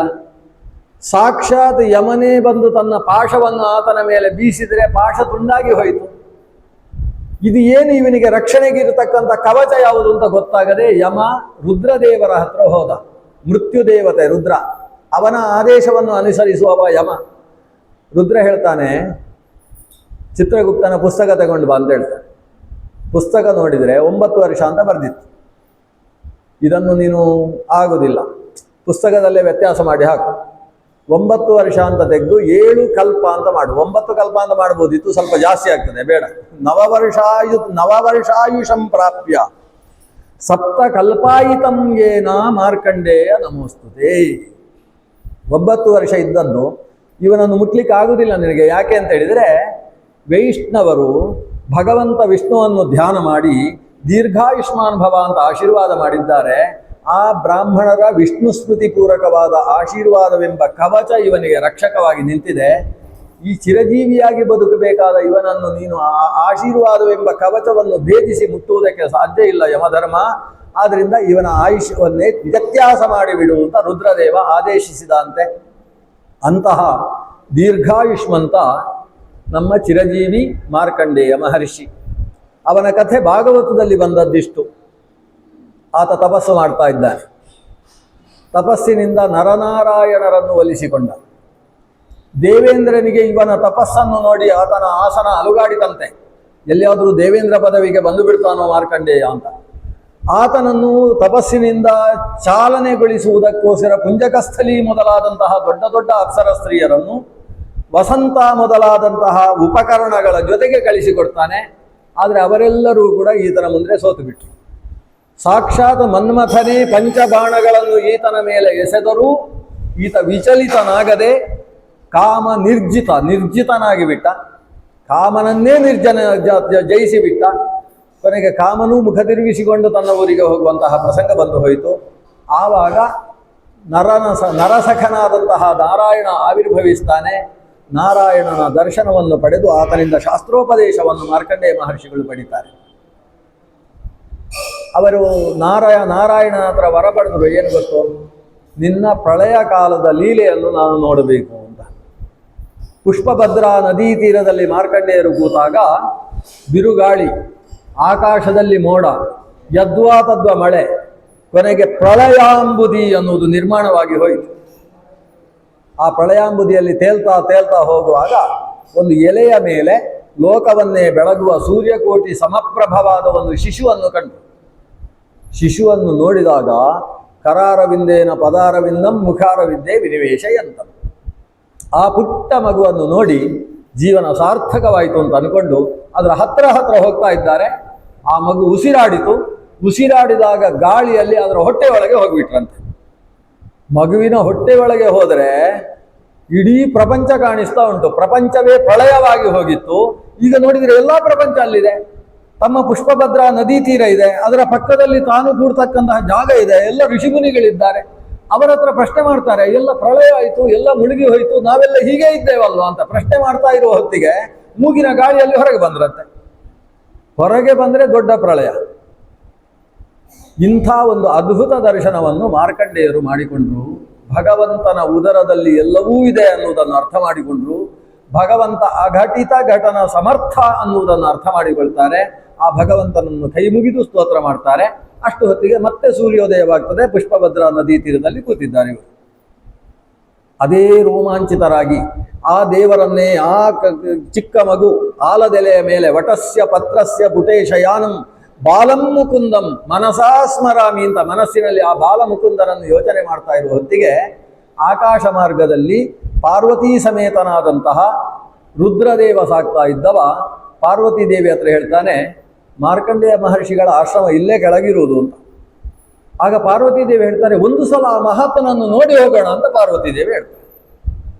ಇಬ್ಬರೂ ತಾವು ಕೆಳಗಿಳಿತಾರಂತೆ. ಕೆಳಗಿಳಿದು ಋಷಿಯ ಆಶ್ರಮಕ್ಕೆ ಬಂದು ಋಷಿ ಕೊಟ್ಟ ಆಸನದಲ್ಲಿ ಕೂತು ಪಾದ ಪ್ರಕ್ಷಾಲನೆ ಮಾಡಿಸಿಕೊಂಡು ಆತನಿಗೆ ಅನುಗ್ರಹ ಮಾಡ್ತಾರೆ. ಮಾರ್ಕಂಡೇಯ ಹೇಳ್ತಾರೆ, ತಮ್ಮಂಥವರ ದರ್ಶನ ಭಾಗ್ಯ ನನ್ನದು. ನಾರಾಯಣನನ್ನು ದರ್ಶನ ಮಾಡಿದ್ದಕ್ಕೋಸ್ಕರ ಈ ಪರಮ ವೈಷ್ಣವರ ದರ್ಶನ ನನಗೆ ಆಗ್ತಾ ಇದೆ. ರುದ್ರ ಹೇಳ್ತಾನೆ, ನಿಮ್ಮ ತಪಸ್ಸೆಲ್ಲ ಕ್ಷೇಮವಲ್ವೇ? ನಿಮ್ಮಂಥ ತಪಸ್ವಿಗಳನ್ನು ನೋಡಿದರೆ ನಮಗೂ ಕ್ಷೇಮ ಅಂತ ನಿಮ್ಮ ದರ್ಶನಕ್ಕೆ ಬಂದಿದ್ದೇವೆ ಅಂತ ಹೇಳ್ತಾನೆ ರುದ್ರದೇವ. ವಿಷ್ಣು ಭಕ್ತರು ಅವರನ್ನು ರುದ್ರನೂ ಅನುಗ್ರಹಿಸುವುದಕ್ಕೆ ಓಡಿ ಬರ್ತಾನೆ ಅನ್ನುವುದನ್ನು ತಿಳಿಸತಕ್ಕಂತಹ ಮಾರ್ಕಂಡೇಯರ ಕಥೆಯಲ್ಲಿ ಶ್ರೀಮದ್ ಭಾಗವತದ ಉಪಸಂಹಾರವಾಗ್ತದೆ. ಕೊನೆಗೆ ಮಂಗಳ ಶ್ಲೋಕವನ್ನು ಹೇಳ್ತಾರೆ ಸೂತ ಪುರಾಣಿಕರು. ಉಪಚಿತ ನವಶಕ್ತಿ ವಿಶ್ವ ಆತ್ಮನ್ಯುಪರಚಿತ ಸ್ಥಿರಜಂಗಮಾಲಯಾಯ ಭಗವತ ಉಪಲಬ್ಧಿ ಮಾತ್ರ ಧಾಮ್ನೆ ಸುರಋಷಭಾಯ ನಮಃ ಸನಾತನಾಯ ಸುರಋಷಭಾಯ ನಮಃ ಸನಾತನಾಯ. ಸರ್ವೋತ್ತಮನಾದ ದೇವೋತ್ತಮನಾದಂತಹ ಸನಾತನ ದೇವನಿಗೆ ನಮ್ಮ ನಮಸ್ಕಾರ ಅಂತ ಹೇಳುವಲ್ಲಿ ಭಾಗವತ ಆರಂಭದಿಂದಲೂ ಕೊನೆಯ ತನಕ ಜ ಅಂತ ಶುರುವಾಗ್ತದೆ, ಯಾ ಅಂತ ಮುಗಿಯುತ್ತೆ. ಜಯ ಅಂತ ಇದಕ್ಕೆ ಕರೆಯುವುದು. ಜನ್ಮಾದ್ಯಸ್ಯ ಯತಃ ಅನ್ವಯ. ಜನ್ಮಾದಿ ಏನಿದೆ ಜ, ಅದಕ್ಕೆ ಯತಃ ಕೊನೆಯಲ್ಲಿರುವ ಯಾದ ಜೊತೆಗೆ ಅನ್ವಯ ಮಾಡಿದರೆ ಜಯ ಅಂತ ಸಿಗ್ತದೆ. ನಮಗೆಲ್ಲ ಜಯವನ್ನು ಕೊಡತಕ್ಕಂತಹ ದೊಡ್ಡ ಪುರಾಣ ರಾಜ ಅಂತ ಕರೆಸಿಕೊಂಡಿರತಕ್ಕಂತಹ ಶ್ರೀಮದ್ ಭಾಗವತ. ಬಹುಶಃ 7 ದಿವಸಗಳಿಂದ ಕೆಲವು ದಿವಸಗಳಿಂದ ತಾವು ಭಾಗವತದ ಶ್ರವಣ ಮಾಡ್ತಾ ಇದ್ದೀರಿ. ನಮ್ಮ ಜಯ ಭೀಮಸೇನಾಚಾರ್ಯರು ಅವರ 60ನೇ ಶಾಂತಿಯ ಒಂದು ನಿಮಿತ್ತ. ಶಾಂತಿಯನ್ನು ಅನೇಕ ರೀತಿಯಿಂದ ಮಾಡಿಕೊಳ್ಳಲಿಕ್ಕೆ ಆಗ್ತದೆ. ಶಾಂತಿ ಯಾಕೆ ಮಾಡಬೇಕು ಅಂದರೆ ಅಶಾಂತಿ ಬಂದಾಗ ಮಾಡಬೇಕು ಅಂತ ಕೆಲವರ ಉತ್ತರ ಇದೆ. ಅಶಾಂತಿಯನ್ನು ನಿವೃತ್ತಿ ಮಾಡುವುದಕ್ಕೋಸ್ಕರ ಶಾಂತಿ ಅಲ್ಲ. ಶಾಂತಿ ಎನ್ನುವುದು ನಾವು ನಮ್ಮ ಶರೀರದ ಶಕ್ತಿ ಕ್ಷೀಣವಾಗ್ತಾ ಹೋಗುವಾಗ ಆತ್ಮಶಕ್ತಿಯನ್ನು ವೃದ್ಧಿ ಮಾಡಿಕೊಳ್ಳುವುದಕ್ಕೋಸ್ಕರ ಇರುವಂಥದ್ದು. 60ರ ತನಕ ಶರೀರ ಶಕ್ತಿ ಇರ್ತದೆ. 60ರ ನಂತರ ಶರೀರ ಶಕ್ತಿ ಕಡಿಮೆ, ಆದರೆ ಅದಕ್ಕಿಂತ ಹೆಚ್ಚು ಶಕ್ತಿ ಉಂಟಾಗ್ತದೆ. ಅದು ಅಧ್ಯಾತ್ಮದ ಶಕ್ತಿ. ಆ ಅಧ್ಯಾತ್ಮದ ಶಕ್ತಿಯನ್ನು ವೃದ್ಧಿ ಮಾಡಿಕೊಳ್ಳುವುದಕ್ಕೋಸ್ಕರ ಉಗ್ರರಥ ಶಾಂತಿ ಅನ್ನುವ ವಿಧಾನವನ್ನು ಶಾಸ್ತ್ರ ವಿಧಾನ ಮಾಡಿದೆ. ಅದನ್ನು ನಡೆಸುವಾಗ ಎಲ್ಲಕ್ಕಿಂತ ದೊಡ್ಡ ಕೆಲಸ ಅಂತ ಹೇಳಿದರೆ ಭಾಗವತದಂತಹ ಭಗವತ್ ಕಥೆಗಳನ್ನು ಶ್ರವಣ ಮಾಡುವುದು ಮತ್ತು ಶ್ರವಣ ಮಾಡಿಸುವುದು. ಇವತ್ತು ಇಡೀ ಭಾಗವತದ 2 ಸ್ಕಂದಗಳನ್ನು ಒಬ್ಬೊಬ್ಬ ವಿದ್ವಾಂಸರಿಗೆ ಕೊಡ್ತಾ, ಜೊತೆಗೆ ಅನೇಕ ಪೀಠಾಧಿಪತಿಗಳನ್ನು ಮಧ್ಯದಲ್ಲೂ ಆಹ್ವಾನಿಸಿ ಆ ಪೀಠಾಧಿಪತಿಗಳ ಮೂಲಕವಾಗಿಯೂ ಕೂಡ ಭಗವತ್ಕಥಾ ಸಂದೇಶಗಳನ್ನು ಆಶೀರ್ವಚನಗಳನ್ನು ಶ್ರವಣ ಮಾಡಿಸ್ತಾ ಒಂದು ದೊಡ್ಡ ಜ್ಞಾನ ಸತ್ರ ಈ 60ನೇ ಶಾಂತಿಯ ನಿಮಿತ್ತದಿಂದ ನಡೆದಿದೆ. ನಮ್ಮ ವೇಣುಮಾಧವಾಚಾರ್ಯರು ಒತ್ತಾಯ ಮಾಡಿ ಹಗ್ಗ ಹಾಕಿ ಹೇಳ್ಕೊಂಡು ವಿದ್ವಾಂಸರನ್ನೆಲ್ಲ ಕರ್ಕೊಂಡು ಬಂದಿದ್ದಾರೆ. ಅಣ್ಣನ ಮೇಲೆ ಅಷ್ಟು ಪ್ರೀತಿ. ಅಣ್ಣನ 60 ಅಂತ. ಇವತ್ತು ನಾವು ಅನೇಕ ಕಡೆಯಲ್ಲಿ ನೋಡ್ತೇವೆ, ಅಣ್ಣ ತಮ್ಮಂದರು ಅವರ 60ಕ್ಕೆ ಇವರು ಬರುವುದಿಲ್ಲ, ಇವರ 70ಕ್ಕೆ ಅವರು ಹೋಗುವುದಿಲ್ಲ ಅನ್ನೋ ಕಥೆ ಎಲ್ಲ ಬಹಳಷ್ಟು ಕಡೆಯಲ್ಲಿ ನಡೆಯುತ್ತೆ. ತಂದೆ ತಾಯಿಯರು ಮಾಡಿದಂತಹ ಧರ್ಮ ಕರ್ಮಗಳ ಸಂಗ್ರಹದ ರೂಪದಲ್ಲಿ ಮಕ್ಕಳಲ್ಲಿ ಅಂತಹ ಒಂದು ವಿಶಿಷ್ಟವಾದ ಅನ್ಯೋನ್ಯತೆ ಅನ್ನೋದು ಬೆಳೆಯುತ್ತೆ. ಆ ರೀತಿಯ ಅನ್ಯೋನ್ಯ ಅಣ್ಣ ತಮ್ಮಂದಿರು ನಡೆಸ್ತಾ ಇರತಕ್ಕಂತಹ ಈ ದೊಡ್ಡ ಒಂದು ಸತ್ರ ಯಾಗದಲ್ಲಿ ಭಗವಂತ ಸಂಪೂರ್ಣ ಅನುಗ್ರಹೋನ್ಮುಖನಾಗಲಿ, ಅವರಿಗೆ ದಂಪತಿಗಳಿಗೆ ಸರ್ವಾರಿಷ್ಟ ನಿವೃತ್ತಿಯನ್ನು ಮಾಡಿ ಹಿತೋಪ್ಯತಿಶಯವಾದಂತಹ ಜ್ಞಾನ ಶಕ್ತಿಯನ್ನು, ಲೋಕ ಕಲ್ಯಾಣವನ್ನು ಸಂಪಾದಿಸುವುದಕ್ಕೆ ಬೇಕಾದ ಶಕ್ತಿಯನ್ನು ಅನುಗ್ರಹಿಸಲಿ. ಸಮಸ್ತ ಬಂಧು ಬಾಂಧವರಲ್ಲಿ ಇದೇ ರೀತಿಯ ಅನ್ಯೋನ್ಯ ಭಾವ ಶ್ರೇಯಸ್ಸು ಲಭ್ಯವಾಗಲಿ ಅಂತ ಪ್ರಾರ್ಥನೆ ಮಾಡ್ತೇನೆ. ಸುಮಾರು 1 ಗಂಟೆ 20 ನಿಮಿಷದ ಕಾಲದ ತನಕ ಶ್ರದ್ಧೆಯಿಂದ ಶ್ರವಣ ಮಾಡ್ತಾ ನಿದ್ದೆ ಮಾಡದೇ ಇದ್ದಂತಹ ತಮಗೆಲ್ಲರಿಗೂ ಭಗವಂತ ಇನ್ನಷ್ಟು ಜ್ಞಾನ ಭಕ್ತಿ ವೈರಾಗ್ಯಗಳ ಅಭಿವೃದ್ಧಿಯನ್ನು ಕರುಣಿಸಲಿ ಅಂತ ಭಗವಂತನಲ್ಲಿ ಪ್ರಾರ್ಥಿಸಿ ನನ್ನ ಈ ಕೆಲ ಮಾತುಗಳನ್ನು ಪೂಜ್ಯ ಗುರುಗಳಾದ ಶ್ರೀ ವಿಶ್ವೇಶತೀರ್ಥ ಶ್ರೀಪಾದರ ಅಂತರ್ಯಾಮಿಯಾದ ಮಧ್ವಪತಿ ಗೋಪಾಲಕೃಷ್ಣ ಸ್ವಾಮಿಯಲ್ಲಿ ಸಮರ್ಪಣೆ ಮಾಡ್ತೇನೆ. ಈ 5-6 ದಿವಸಗಳಿಂದ ನಡೆದಿರತಕ್ಕಂಥ ಸಮಗ್ರ ಜ್ಞಾನ ಯಜ್ಞವನ್ನು ನಾವೆಲ್ಲ ಒಟ್ಟಿಗೆ ಸೇರಿ ಭಗವಂತನಲ್ಲಿ ಸಮರ್ಪಣೆ ಮಾಡೋಣ. ಒಂದು ಶ್ಲೋಕವನ್ನು ಹೇಳುವುದರ ಮೂಲಕ ಕೃಷ್ಣಾಯ ವಾಸುದೇವಾಯ ದೇವಕೀ ನಂದನಾಯ ಚ ನಂದ ಗೋಪಕುಮಾರಾಯ ಗೋವಿಂದಾಯ ನಮೋ ನಮಃ. ಸತ್ಯವ್ರತಂ ಸತ್ಯಪರಂ ತ್ರಿಸತ್ಯಂ ಸತ್ಯಸ್ಯ ಯೋನಿಂ ನಿಹಿತಂಚ ಸತ್ಯೇ